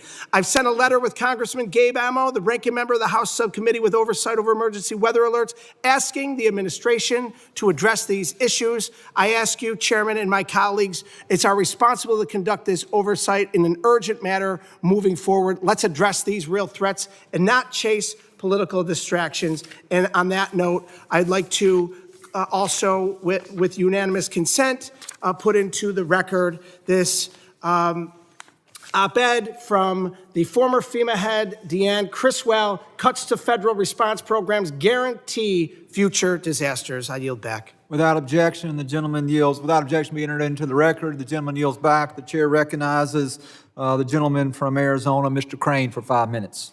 Thank you, Mr. Chairman, for holding this hearing today on how NGOs facilitated the Biden border crisis. You can see our colleagues are very upset that we're having this hearing today. They don't want to talk about this stuff. They don't want to talk about the 300,000 kids that we still don't know where they are. They're upset that President Trump got elected. They're upset that he's doing exactly what he said he was going to do, and we're backing him up here in Congress. This is what the American people voted for because they saw 4 years of the carnage that these open border policies plagued on the United States. And we're talking about the NGOs that they used as middlemen to carry out their operations, like the Catholic charities they used to facilitate, normalize, and accelerate illegal immigration into this country. Ms. Hopper, you've worked closely with trafficking victims and survivors. I'd like to explore the role that the NGOs have played in enabling the trafficking and exploitation of unaccompanied alien children. Under the last administration, what safeguards were put in place to protect vulnerable unaccompanied children? I previously discussed the post-placement welfare checks, which consisted of 2 phone calls. Again, if the sponsor didn't answer, the case was no longer followed up on. But there was also a notice of concern hotline where people could report concerns about the unaccompanied child's safety. But what this administration found was from August 2023 to January of 2025, 65,000 calls went unanswered. Those calls spanned from, complaints about stale bread all the way to being abused, to one case where a child's call was reporting that grown men were coming into his room at night and they were touching him. Nothing happened with that call. That call went unanswered until this administration took office, went through those 65,000 calls, made follow-ups, conducted a welfare check, and now that child has been rescued and that sponsor has been arrested. These are the safeguards that were put in place, but accountability and oversight was not had.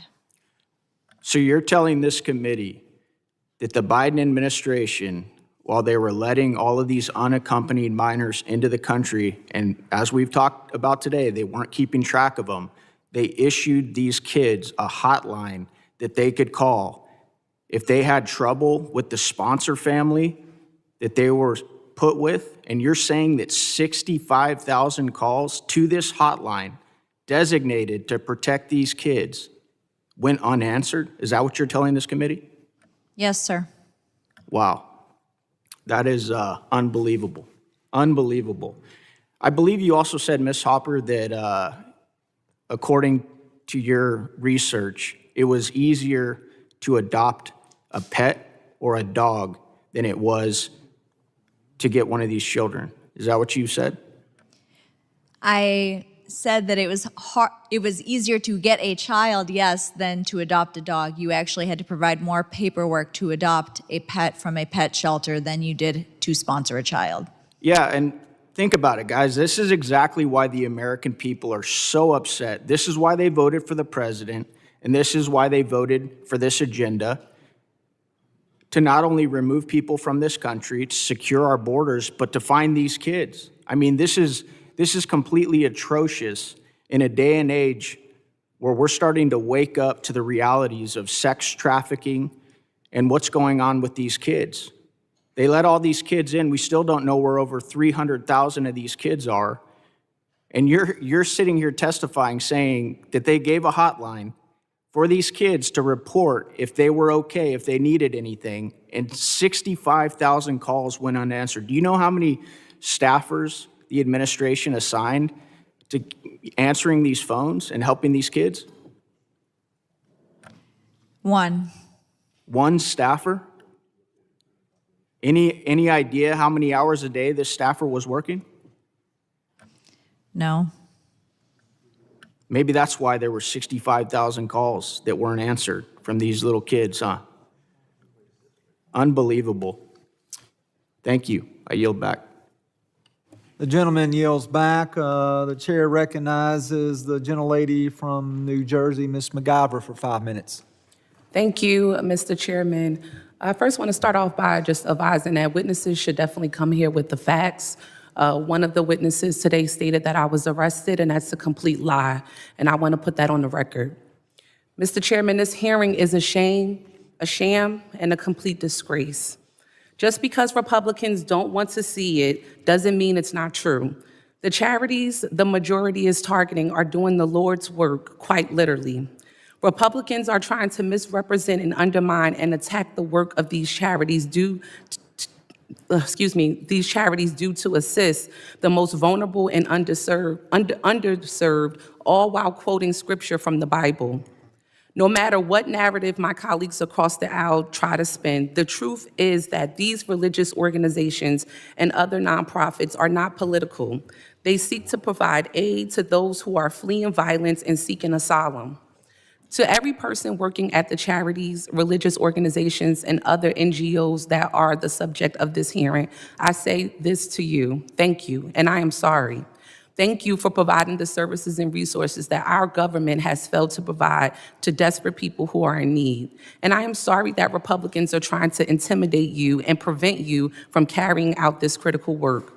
I am appalled that this hearing is being used as an attempt to target religious organizations and prevent them from serving their communities in accordance with their faith.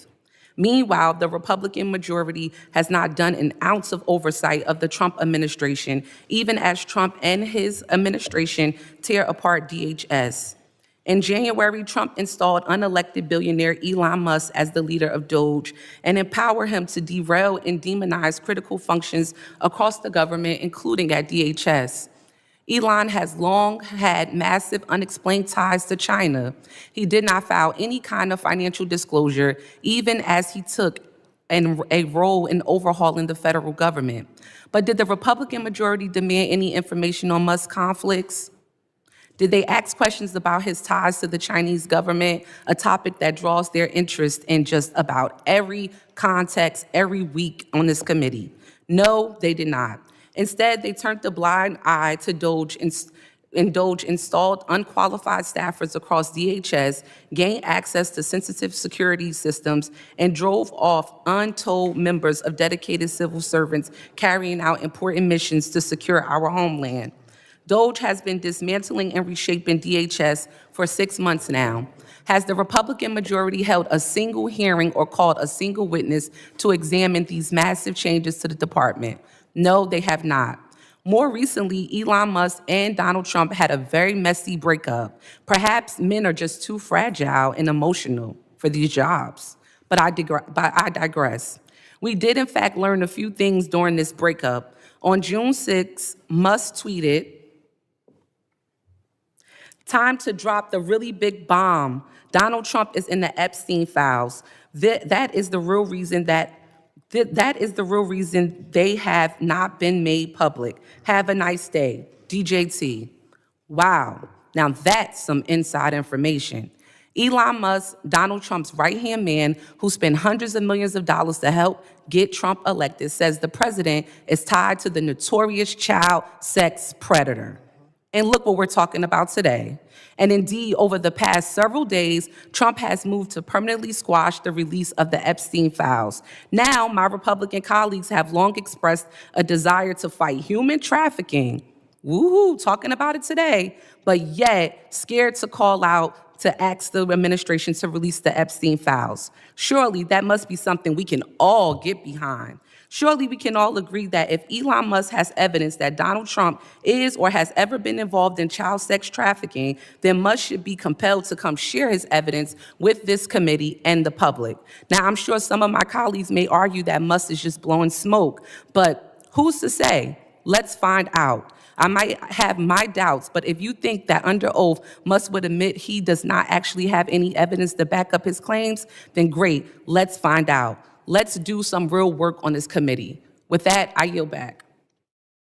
Gentlelady yields back. The chair recognizes Mr. Ogles from the state of Tennessee for 5 minutes. Thank you, Mr. Chairman. I'd like to enter into the record for unanimous consent a news story by News Nation updated on June 7th, 2023 by Mr. Ventura and Mr. Markham, talking about the NGOs using tax dollars to relocate migrants. And quite frankly, without objection, the document will be entered into the record. Thank you, Mr. Chairman. And when you look at their track record, and there's some statistics I'll quote, and most of this can be directed at you, Ms. Hopper, but to the other two witnesses, feel free to chime in. We'll just have an open dialogue, is they were clearly putting profit over the safety of these children. And my colleagues on the other side have spent most of the day disrupting this hearing, stalling this hearing with procedural votes. Meanwhile, we have 325,000 children that are unaccounted for. We have 65,000 calls of concern that went unanswered. And yet, all they want to talk about is Trump and Elon Musk. Some tweet has since been redacted. I mean, it's nonsense. And by the way, one of my colleagues mentioned religion, saying that, we over here are righteous. And yet I do believe if you look at the context of this hearing, they're the ones that are quoting the Pope and the Catholic bishops and all the other stuff. Meanwhile, I want to talk about the children. How do we find these 300,000 kids? How many of them are being sexually abused right now? I think in your testimony, 70%, or one of your testimonies, 70% of the records revolving children were falsified. 80% of the women coming into an El Paso shelter were sexually assaulted. Where's the outrage on the other side, folks? That's what this is about. This should be a nonpartisan committee. We're talking about the safety of the homeland. We're talking about 300,000 children that right now could be being raped systematically and trafficked. And they want to talk about the boogeyman. I want to talk about the boogeyman too. I want to talk about all the predators and the gangbangers and the murderers that were allowed into this country. Just in Nashville, the ICE raid, where they arrested murderers, rapists, traffickers, child traffickers. That's who they're protecting. Let's talk about these 300,000 kids. How do we find them? How do we undo this mess? And oh, by the way, the idea that none of these folks are criminals, if you came into this country on false pretense, that is a crime. They're not migrants, they're illegal immigrants. And they're breaking our laws, and I've had enough of this crap. Let's talk about the facts around this hearing and these children. Ms. Hopper. There needs to be complete coordination with the state and local agencies. They know that UACs were sent to their specific districts, their counties. There's a database on the ORR website specifically outlining how many UACs were sent to certain counties and cities across all 50 states. And so with the help of the local, state, and federal agencies, that would be a good place to start. But a lot of these state agencies are stonewalling and blocking our efforts because they want to protect illegal aliens over finding unaccompanied children. Mr. Howe. One of the best ways to find these children is to dramatically ramp up worksite enforcement by ICE. A lot of these kids are working in factory farms, weed farms, all across the country. And until ICE begins increasing their activities there, I don't think we will find a lot of these missing kids. Mr. Ross. Congressman, what I'll say, I mean, I'll echo that. They came here because they wanted to work, obviously in horrible conditions. And what I'll say, and what I'll address is that it's false to say that these raids that are happening are not targeting the worst of the worst. I was with Border Patrol in Los Angeles County just recently, and they did an operation at a Home Depot, and they found a convicted pedophile because he's there looking for work, and those are the people that they want to hire to bring them into their homes around their families.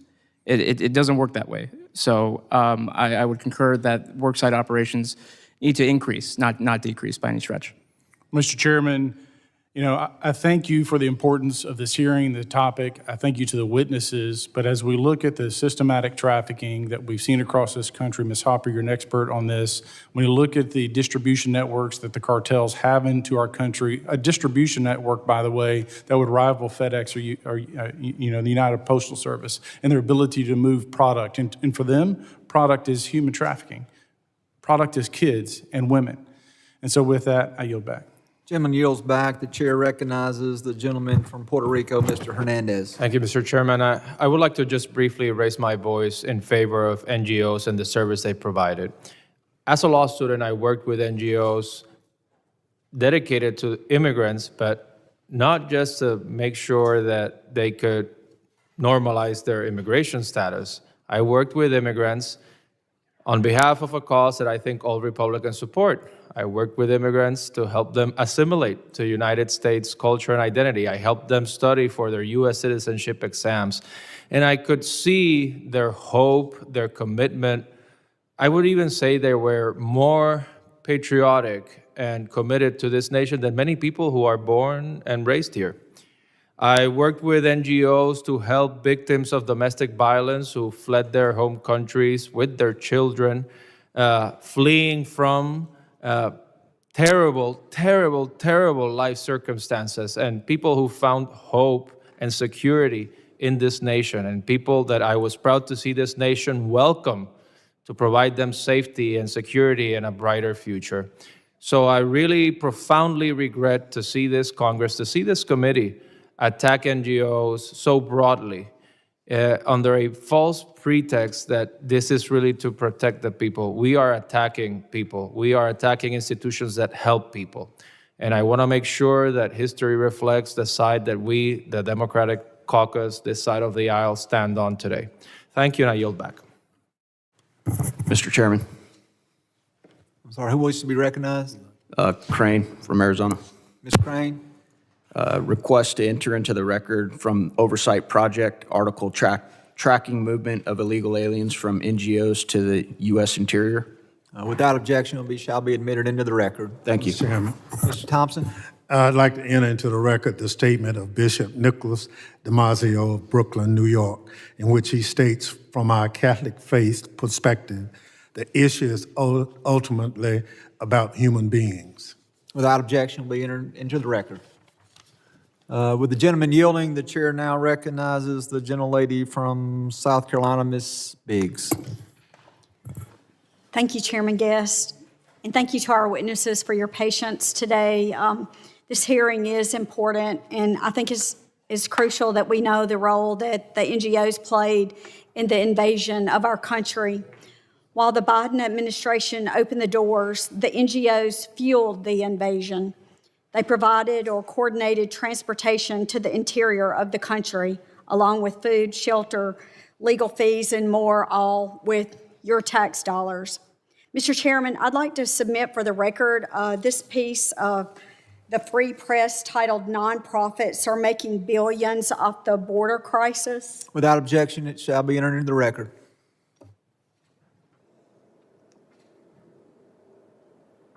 So Global Refuge, one of these Trojan horses, listed $202 million in revenue in 2022, up from $50 million in 2018, which is 86% of that money came directly from the taxpayers. Another organization, which we've already talked about today, Endeavor, received 99.6% of its revenue from taxpayers. And these groups made profits by forcing us to pay for the invasion of our own country. So my first question, and I would really like to leave it open for any of you to please feel free to comment, but it's kind of simple. How many illegals did these bad actors bring in? And how much of our hard-earned tax dollars did they spend? And did they even attempt to determine if any of the illegals that flooded our homeland were violent criminals? Congresswoman, what I'll say is that it's also not just the unaccompanied minors that were processed through. There wasn't DNA testing being done with family units who were being presented and turning themselves over to Border Patrol. So there were quote-unquote family units that these NGOs also helped and processed. But you ask any border official, any border enforcement, they'll tell you that they rent kids out to act as family units, or they're trafficking these kids as family units. So I know, understandably, we're talking a lot about the unaccompanied minors, and that should definitely have a big focus. But we also can't forget the fake family units that took advantage of the Biden administration not doing DNA testing to ensure that those were actual families. That was a very good question. Thank you so much for that. Between the ports of entry, it's really hard to determine how many bad actors and criminal networks came into the interior of the country during the Biden-Harris administration. I know it's frustrating to hear that we keep mentioning the Biden-Harris administration, but when you have over 300,000 children that went missing under that administration, it is worth asking because they are still missing. With these criminal networks, we worked with other nonprofit in California. Again, we're not against nonprofits. We are against the ones that take taxpayer dollars and mismanage the funds and abuse the funds, to reiterate for the record. But they found numerous cell phones of smugglers. The GOAT initiative works with local law enforcement and turns over cell phones that include data as far as how to obtain a child once you're in the United States, what pathways to take, and even include the nuclear posture of the United States. These are not, your average construction worker. And when you say they have no criminal background, please understand that might be in the United States. You don't know where they came from, their country of origin, what their criminal background was in their country of origin, on top of the fact that when they had their false documents, if their documents said Mickey Mouse, that is what Border Patrol wrote down. So how do we know what their backgrounds truly are from their home countries when we did no meaningful checking of the false documents that they provided to our agencies? Thank you. Congresswoman, to answer the heart of your question, I think it's virtually all of the illegals that were released into the interior. Just like it's virtually impossible for an illegal to get to the southern border without going through cartel custody, it is virtually impossible for the illegals, once they are released, to not reap a direct or indirect benefit from the nonprofit system. That's why this is so detestable. They had built a system on parallel with the cartels. The NGOs and the Biden administration operated as the final chain in the link of this human smuggling, not only of children, but of everyone who came illegally. Thank you very much. It's very disheartening, and I appreciate your insight on this. And with that, I yield back. The gentlelady yields back. The chair recognizes the gentleman from Louisiana, Mr. Carter, for 5 minutes. Thank you, Mr. Chairman. I wholeheartedly support all of my Democratic colleagues' efforts today to demand information and accountability about the cruel and profoundly un-American mass deportation agenda being undertaken by the Donald Trump administration and his allies, as well as this administration's dereliction of duty in federal disaster response amid hurricane season. However, I would like to take a few moments to highlight a critical financial issue affecting families and businesses in Louisiana: flood insurance. Flood risk is not just a coastal issue. It affects all of us. Since 1996, flood events have occurred in all 50 states and 99% of them in the U.S. counties. That means nearly every single American community has experienced the economic, environmental, or emotional toll of flooding. With climate change intensifying the frequency and severity of major storms, the need for accessible, affordable, and transparent flood insurance has never been more urgent. Unfortunately, FEMA's implementation of Risk Rating 2.0, the new methodology for calculating National Flood Insurance Program, NFIP premiums, have created serious affordability problems for our constituents. Let me be clear. Congress did not pass legislation to mandate Risk Rating 2.0, nor did we have any meaningful input in its development. FEMA claims that this overhaul falls under its administrative authority. However, FEMA bypassed a formal rulemaking process, conducted no economic impact analysis, and declined to brief Congress before the implementing of one of the most sweeping changes to NFIP in its history. In fact, FEMA has continuously refused to release its full Risk Rating 2.0 methodology. Policyholders do not have access to their property level rating factors inputs, except for the few listed on their declaration page, which are made available only after coverage is purchased. The lack of transparency is unacceptable. In my district, the consequences are real and deeply concerning. Premiums are rising drastically, and in some cases, unpredictably exasperating our ongoing housing affordability crisis. Louisiana is not alone in this issue. There are over 1.5 million policyholders in Florida and approximately 700,000 in Texas, among others. On average, Risk Rating 2.0 and NFIP policies will cost $1,800, representing a 103.6% increase over legacy rates. There are 17 states with higher average rates than Louisiana. Rates will increase by over 50% in 41 states.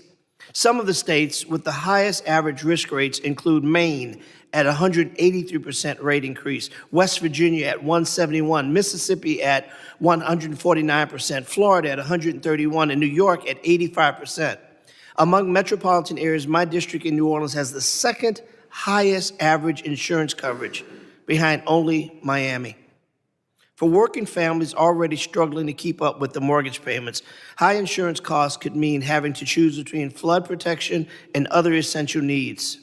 Many have opted out of NFIP altogether, leaving them and their entire communities vulnerable and uninsured in the face of disaster. Within just 2 years of implementing Risk Rating 2.0, NFIP lost over 215,000 policyholders, and nearly 5% of all policies.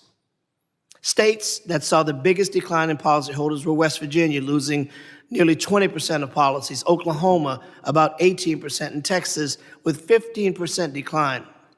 Not far behind, over 1 in 10 policyholders in Louisiana has opted out. This is not a partisan issue. I have been highly critical of Risk Rating 2.0 throughout the Biden administration, with even former Secretary Mayorkas acknowledge that Risk Rating 2.0 is flawed. Yet during both Biden and Trump administrations, FEMA continued to push forward without correcting course, listening to Congress, or properly engaging the people most affected by these changes. The bottom line is this: we need a flood insurance system that protects, not penalizes, American families. It should be grounded in science, equity, and economic reality, but also accountability and transparency. Congress must have a role in shaping the future of the NFIP, and our constituents deserve to know how decisions impacting their homes and livelihoods are made. Mr. Chair, I'd like to enter into the record this research from the Coalition of Sustainable Flood Insurance, which lays out details on this issue. Without objection. As well as a letter from the entire delegation, Louisiana delegation, bipartisan, Republican, Democrat. My dear friend, Mr. Higgins, who's not sitting here now, also signed off on this letter. Without objection, it will also be admitted. I urge my colleagues to, this letter demanding information on how public mitigation projects have impacted Louisiana. To date, we have not gotten any information. I urge my colleagues to support the bipartisan common sense legislative efforts that will bring oversight, affordability, accountability, fairness back to the National Flood Insurance Program, because flood insurance isn't something that we should wait. However, we need to do this now. Mr. Chairman, pursuant to Clause 2K6, Rule 11, I move that the committee subpoena Elizabeth Asher, Assistant Administrator of the Federal Insurance Directorate of FEMA, to provide this committee with the details and agencies has been withholding from Congress. Is there a motion? Here is a motion. Move to table. Motion to table. It's in here somewhere. Here we go. The gentleman moves to table. The motion to table is privileged and non-debatable. We will allow a few moments for members to return to the committee room, as the room, let the record reflect, is very vacant at this point. So we will suspend momentarily for that to take place. I'm sorry.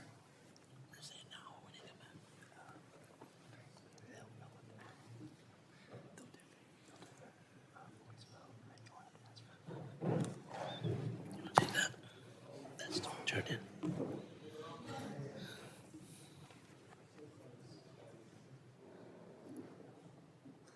Come back.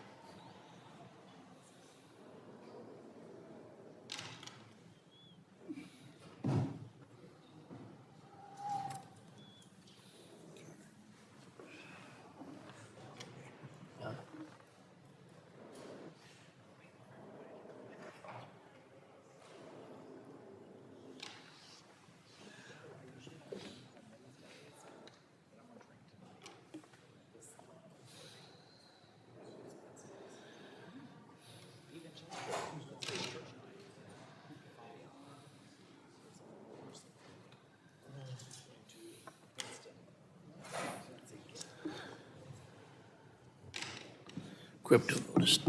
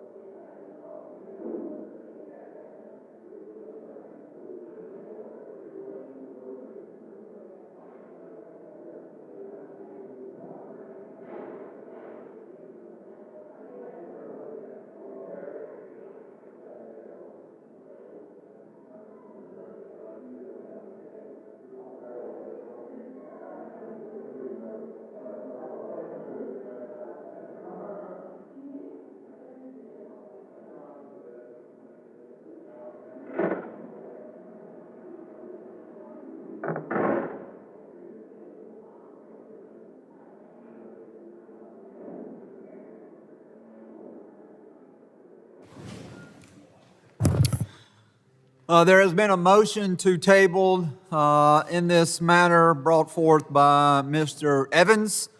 The motion is privileged. It is non-debatable. All those in favor, please signify by saying aye. All those opposed, please signify by saying no. No. In the opinion of the chair, the ayes have it. Is there a motion? Motion to have a recorded vote. Mr. Motion for recorded vote has been requested by the ranking member.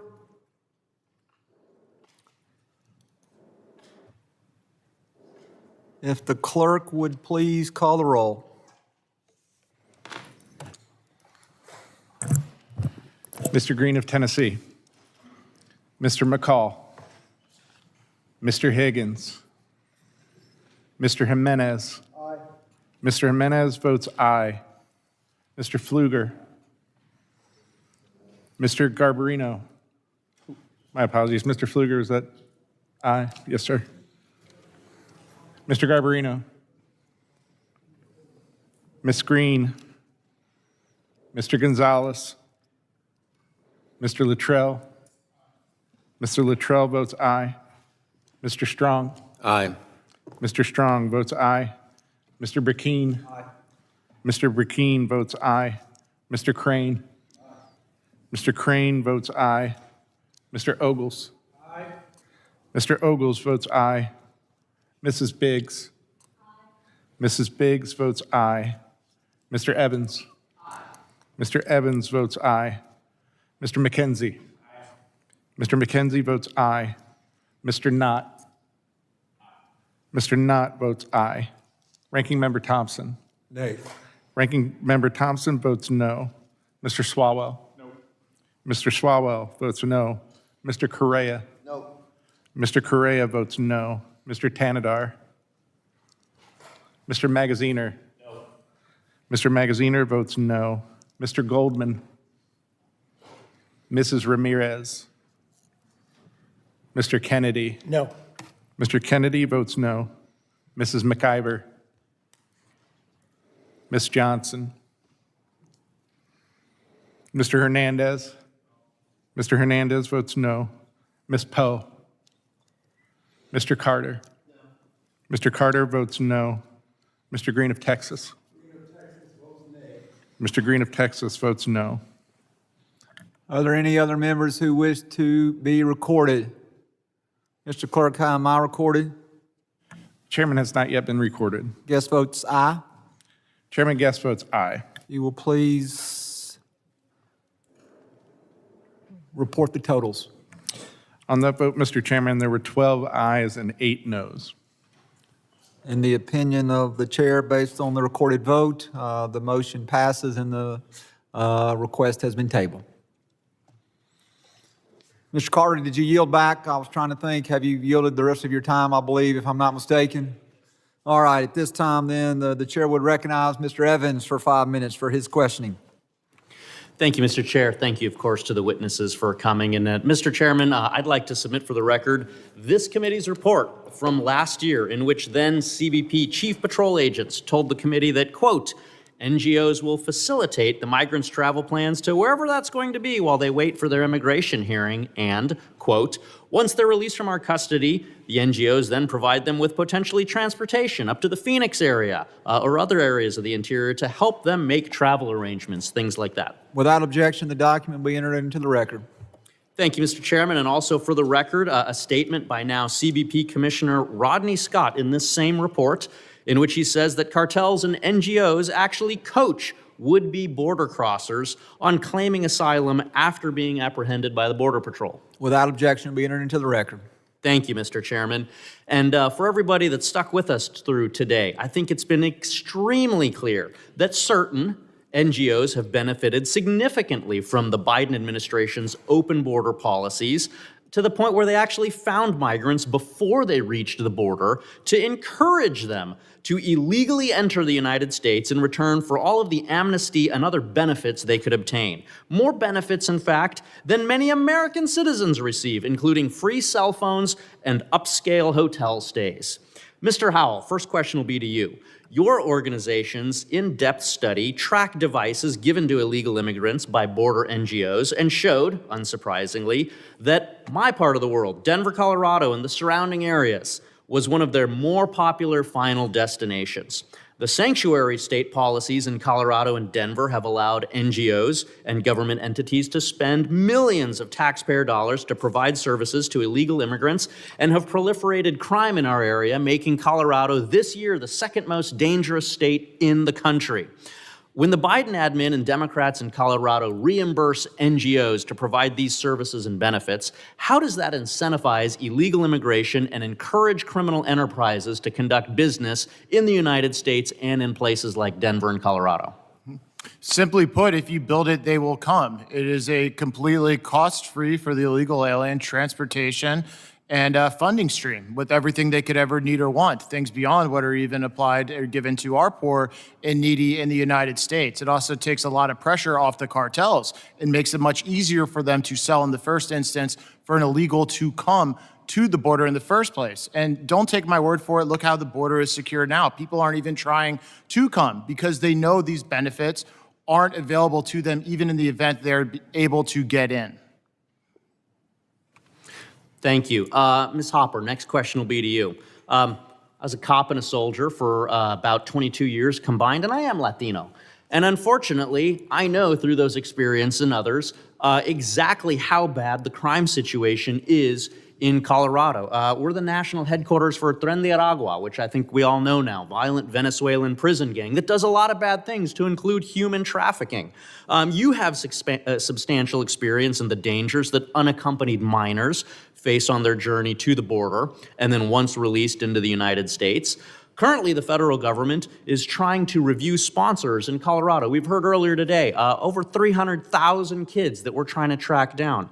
Federal government has reached out to Colorado to try to see if these kids that may be in Colorado are in safe environments. However, state laws in Colorado that my governor has signed more than once are preventing the release of this basic information to federal investigators and obstructing the ability to do just basic safety checks.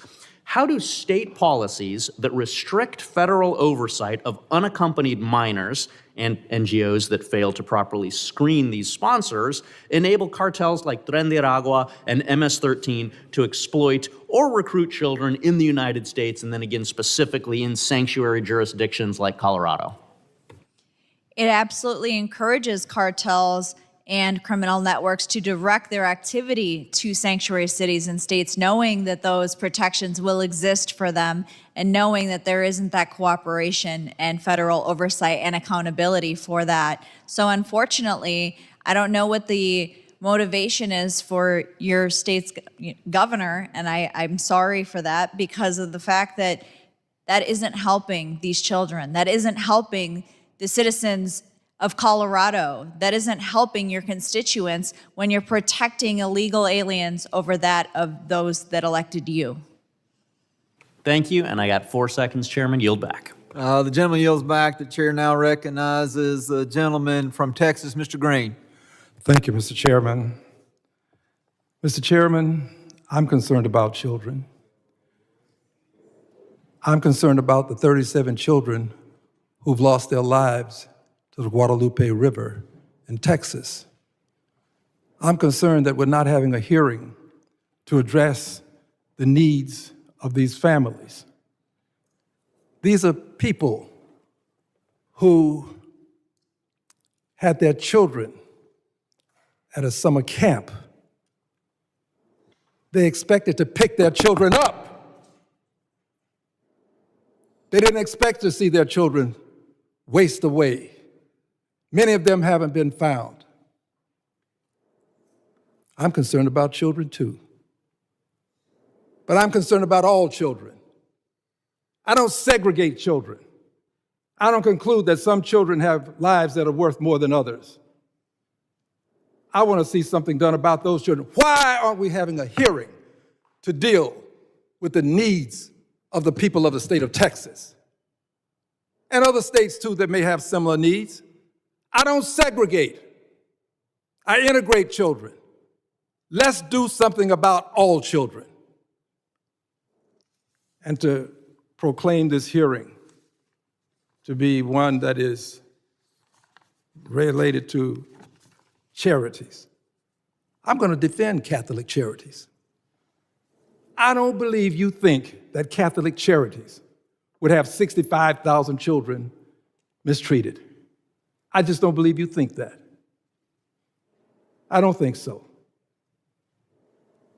Catholic Charities does an outstanding job. I would love to think that we could resolve all of these things today, but apparently we cannot. Let me go to something that I think would be relevant for this hearing as it relates to the state of Texas. This, my friends, is a picture of Mr. David Richardson, missing. Have you seen the acting FEMA administrator? Where is he? Why is he not here to help us understand what's happening to those children in Texas? To explain to those parents why FEMA has been feckless and ineffective. I have intelligence in my hand indicating that an internal FEMA assessment ordered by David Richardson, the current senior official performing the duties of FEMA administrator, dated May 12, 2025, paint a dire and deeply troubling picture. According to these internal reviews, FEMA is fundamentally unprepared to respond to national emergencies due to severe workforce reductions, workforce reductions, terminated contracts, and systemic management under the current Trump administration. I care about all children. I want to help resolve any issues that we have with children. I don't want to see us decide that we can't have a hearing to deal with this man who's missing in action. Let me have this, please. Missing in action. Missing at a time when he ought to be on the ground in the state of Texas. Where is he? Why aren't we subpoenaing him? Why don't we get him here? Well, let's find out if we really are serious about children.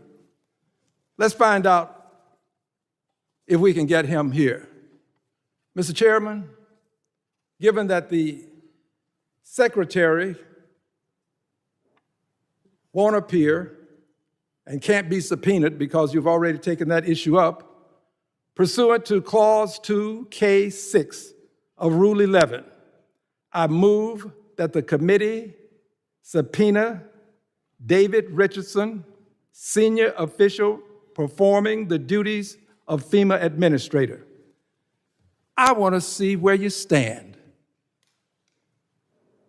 Why can't we have him here? Why can't he come in and talk about? You have these three witnesses here to talk about the other children? Good. Let's get him here. I so move, Mr. Chairman. Mr. Chairman. Gentleman's time has expired. Is there a motion? Move to table. Motion to table. All those in favor of the motion to table, and before we call the motion is non-debatable and is privileged. So all those in favor of the motion to table, please signify by saying aye. Aye. Any opposed, no? No, Any Mr. Chairman. of the chair, the ayes have it. Yes, sir, Mr. Green. Green of Texas would have this committee go on record explaining why. Recorded vote has been requested. Mr. Clerk.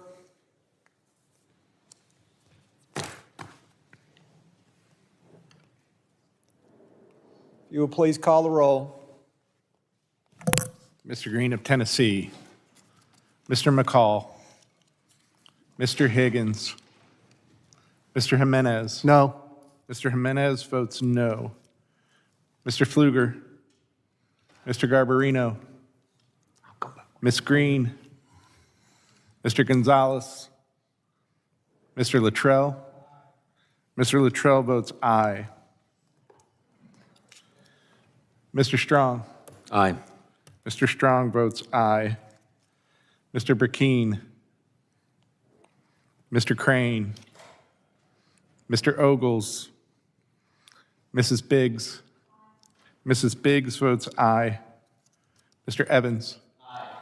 Mr. Evans votes aye. Mr. McKenzie. Mr. McKenzie votes aye. Mr. Knott. Mr. Knott votes aye. Ranking Member Thompson. Nay. Ranking Member Thompson votes no. Mr. Swalwell. Mr. Correa. No. Mr. Correa votes no. Mr. Tanadar. No. Mr. Tanadar votes no. Mr. Magaziner. Mr. Goldman. Mrs. Ramirez. Mr. Kennedy. No. Mr. Kennedy votes no. Mrs. McIver. Ms. Johnson. Mr. Hernandez. Ms. Poe. Mr. Carter.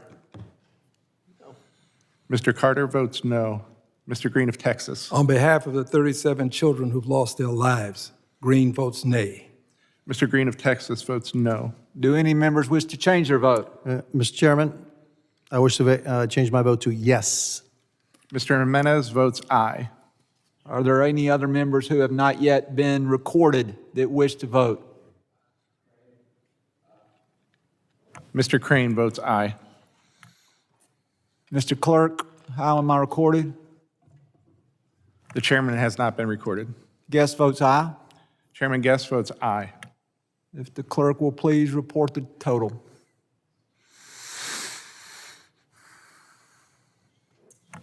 Mr. Chairman, on that vote, there were 9 ayes and 6 nays. The motion to table passes, and the gentleman's request for subpoena will not be taken up. The gentleman has yielded. At this time, the chair would recognize the gentleman from the gentleman from the great state of Pennsylvania, Mr. McKenzie. Thank you, Mr. Chairman, and it is truly an honor to be a member of the Homeland Security Committee, where we deal with so many important issues on a daily basis. And the breadth of the topics that we are faced with dealing with and discussing is quite extensive. I look forward to continuing the work of this committee on a wide range of issues, some of them raised here today, as we move forward. But the topic at hand is the failings of the Biden administration and how NGOs facilitated the Biden border crisis, where millions of people entered our country illegally during those 4 years. Within that, there was a subset of children. 300,000 children were not effectively monitored, and their whereabouts were sometimes unknown. That was questioned by my colleagues on the other side of the aisle, and fact checks were done on that. And what did the fact checks come back with? They said, well, you know, the 300,000, it wasn't that they were effectively monitored, but there were just 32,000 who didn't show up for a court case.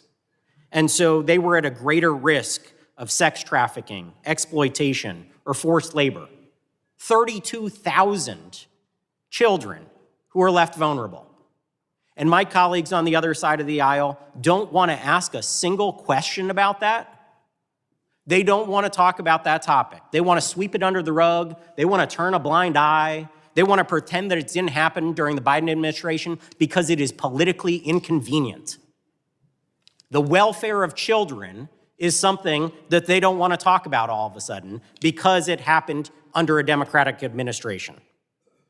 We have documented cases of rape of children, children working in extremely dangerous conditions, and those unaccompanied minors, when they went to do welfare checks on them, they're unaccounted for, simply gone. But they don't want to ask any questions about that. They don't want to talk about it. And so we have a responsibility as the adults in the room to govern, to do oversight, to do these questions that come before this committee to make sure every American is safe.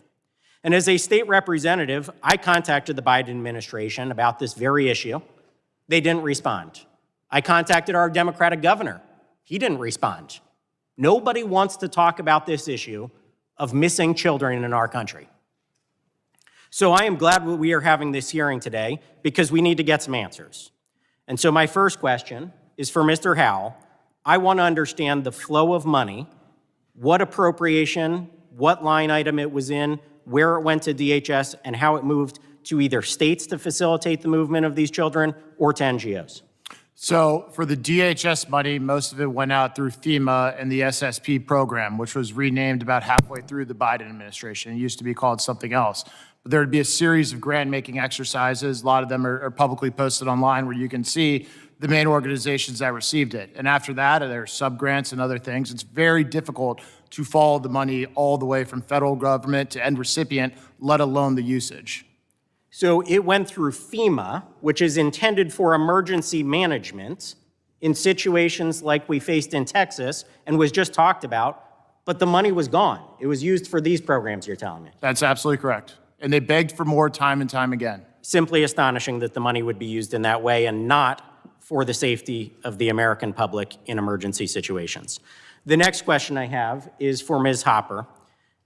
Who is supposed to have the accountability and responsibility for the well-being of the children? When they move from one agency to the other, does the accountability and responsibility hand off to the next organization? Or is it Homeland Security, since they did the initial intake, they're the ones who should be held ultimately accountable? It's a very good question. A lot of these agencies are pointing fingers at each other, and without a clear established person or group or agency that's responsible. You had Border Patrol that had 48 hours to move these children, these men, these women through. Then they went to HHS, which, depending on the situation, would outsource that responsibility to NGOs. And so without that clear oversight on who was responsible, it makes it challenging to hold people accountable. But at the end of the day, I would look to whoever is issuing the grant. There is a scope, there are deliverables, there is requirements that need to be met, and so the grant issuer is responsible for managing that contract to make sure everything is being met before issuing more monies. I appreciate that. I see my time is expiring, and so I would just like to say that this should just be the start of the conversation about what we can do to protect children in this country, whether it's more accountability that needs to be done at the Homeland Security and officials who were in the Biden administration that let this happen, on worksite enforcement where children are being employed in dangerous, violent situations, and also what we can do to stop anything like this from ever happening again by securing our border and having ultimate accountability throughout the entire chain of custody of these children. I just can't thank you enough for being here today. It's an important topic, and we're going to continue to do oversight as we move forward. Thank you. The gentleman yields back. The chairman recognizes the gentlelady from Arizona, Ms. Asari. Thank you, Mr. Chairman. I really appreciate the opportunity to wave on to the Homeland Security Committee today to speak on an issue that's critically important to my district in Arizona. I represent one of the most diverse districts in the entire country where more than 64 languages are spoken. And first of all, I want to emphasize how vital and life-saving the work of NGOs like Catholic Charities, like the International Rescue Committee, and like Lutheran Social Services has been to constituents in my district. They work day in and day out with very little resources to serve people. The Trump administration's mass deportation policy has demonstrably failed our nation and our values.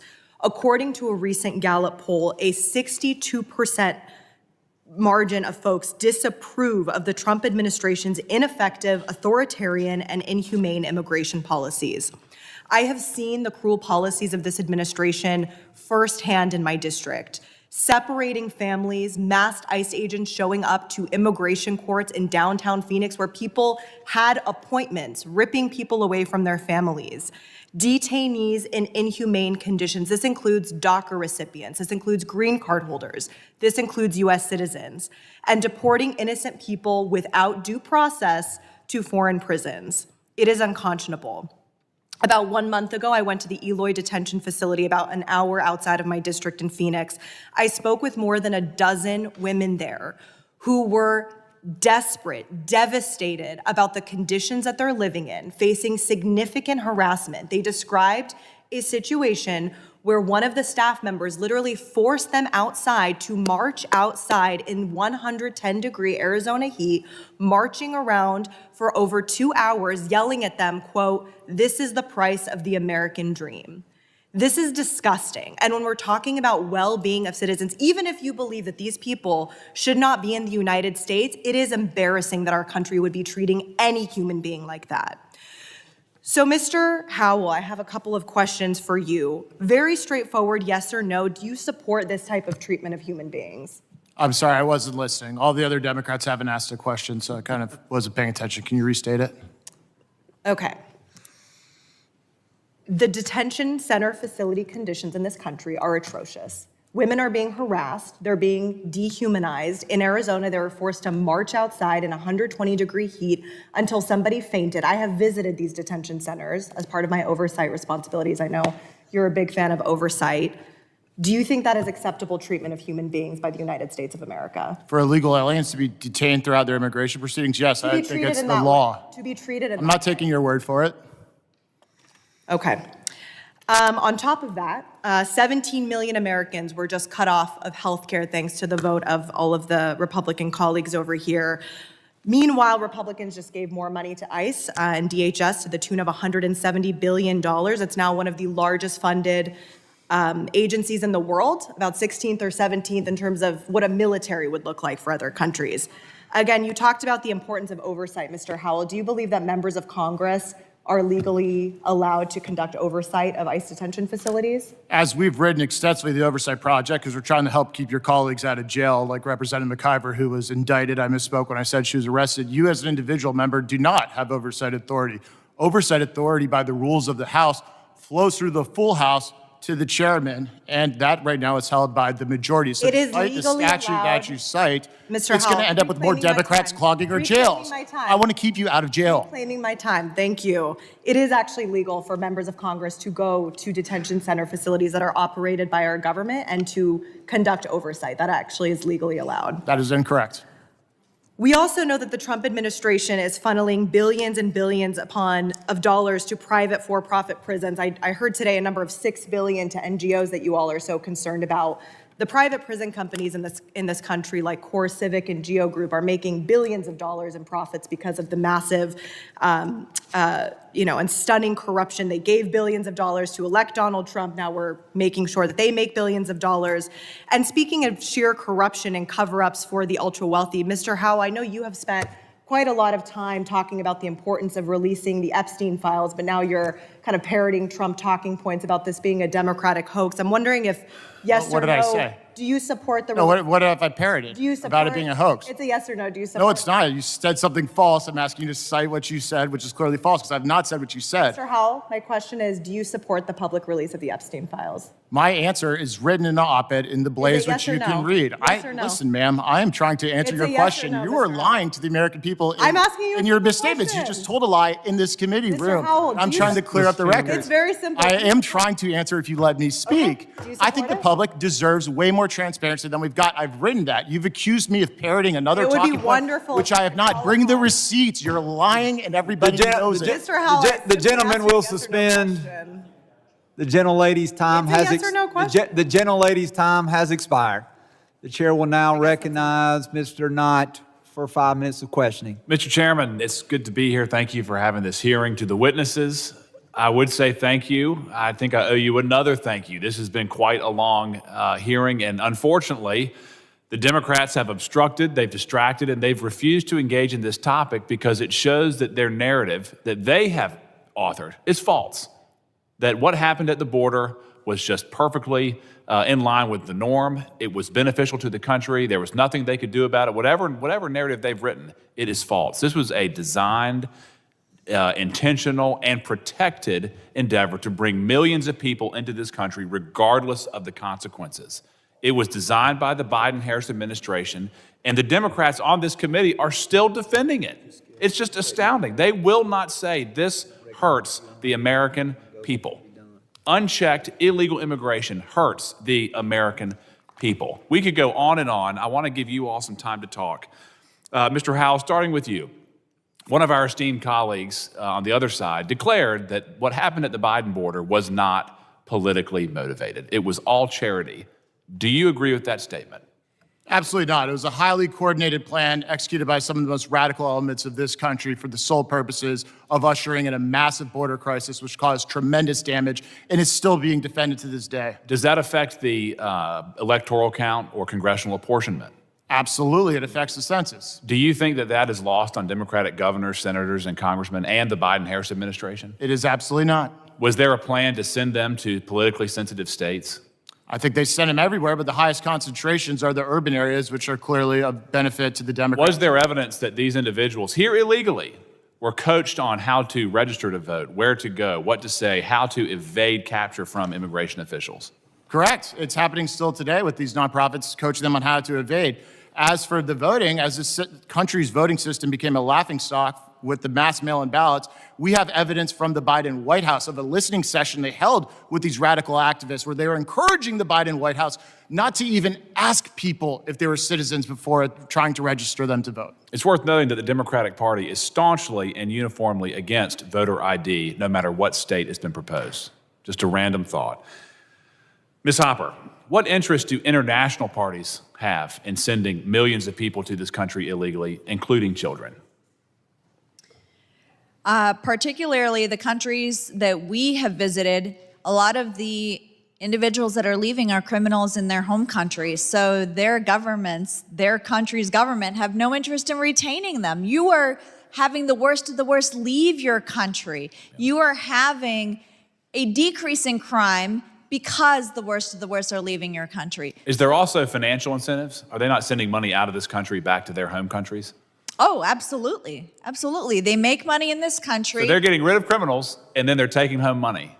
Exactly. Amazing. You mentioned earlier, I'm sorry for being quick, there was one person at this call center for abused children, 65,000 unanswered phone calls.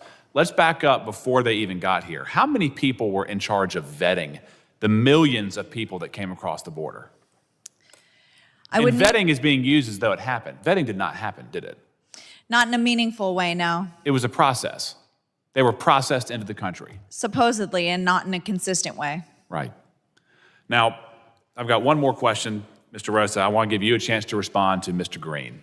He looked right at you and said he didn't believe that you really thought that children were mistreated by a charity with the name Catholic in it. I want to make a distinction. It was not an extension of the Catholic Church. This was a uniformly named charity with the word Catholic in it. But I want to give you a chance to respond. Well, yeah, because the reason why that was just a weird thing to say is because the people at the border, they know how these things work, right? This isn't new. So these NGOs, not just Catholic charities, a whole bunch of them, they knew that the vetting wasn't done, that this was being done haphazardly because of the volume, right? The volume overwhelmed the system. And so there are shortcuts that need to be taken. By design. By design, exactly. Yes. And so they still took the money to do that. They knew that these children were being abused. Before they arrived to the border, there was probably gonna happen after they got to their final destination, whether it's a workplace or sexual abuse. And they still took the money because it was taxpayer dollars. And they increased their pockets. And so, it's very frustrating because I've seen children as young as 7 crossing by themselves. I saw a girl hold a 2-year-old, just them. So he doesn't know me. A lot has been said about our credibility, but I've been there and I've seen it, and this was a big problem. Yep. Well, I'll close with this. Again, this was the biggest problem that I have seen in my lifetime. And it's going to take decades to fix. And it's astounding that the Democratic Party not only built it, not only implemented it, but they are still defending it. And the American people need to know that if they get back in power, those open border policies and the flood of mass migration will return. We cannot let that happen. Mr. Chairman, I yield back. Thank you, Mr. Nutt. With consultation with the ranking member, there are no closing statements in this matter. I would like to thank our witnesses for being with us today. And would like to remind our witnesses that members of the committee may have additional questions for you. And we would ask the witnesses to respond to these in writing. Pursuant to Committee Rule 7E, the hearing record will be held open for a period of 10 days. Without objection, this committee stands adjourned.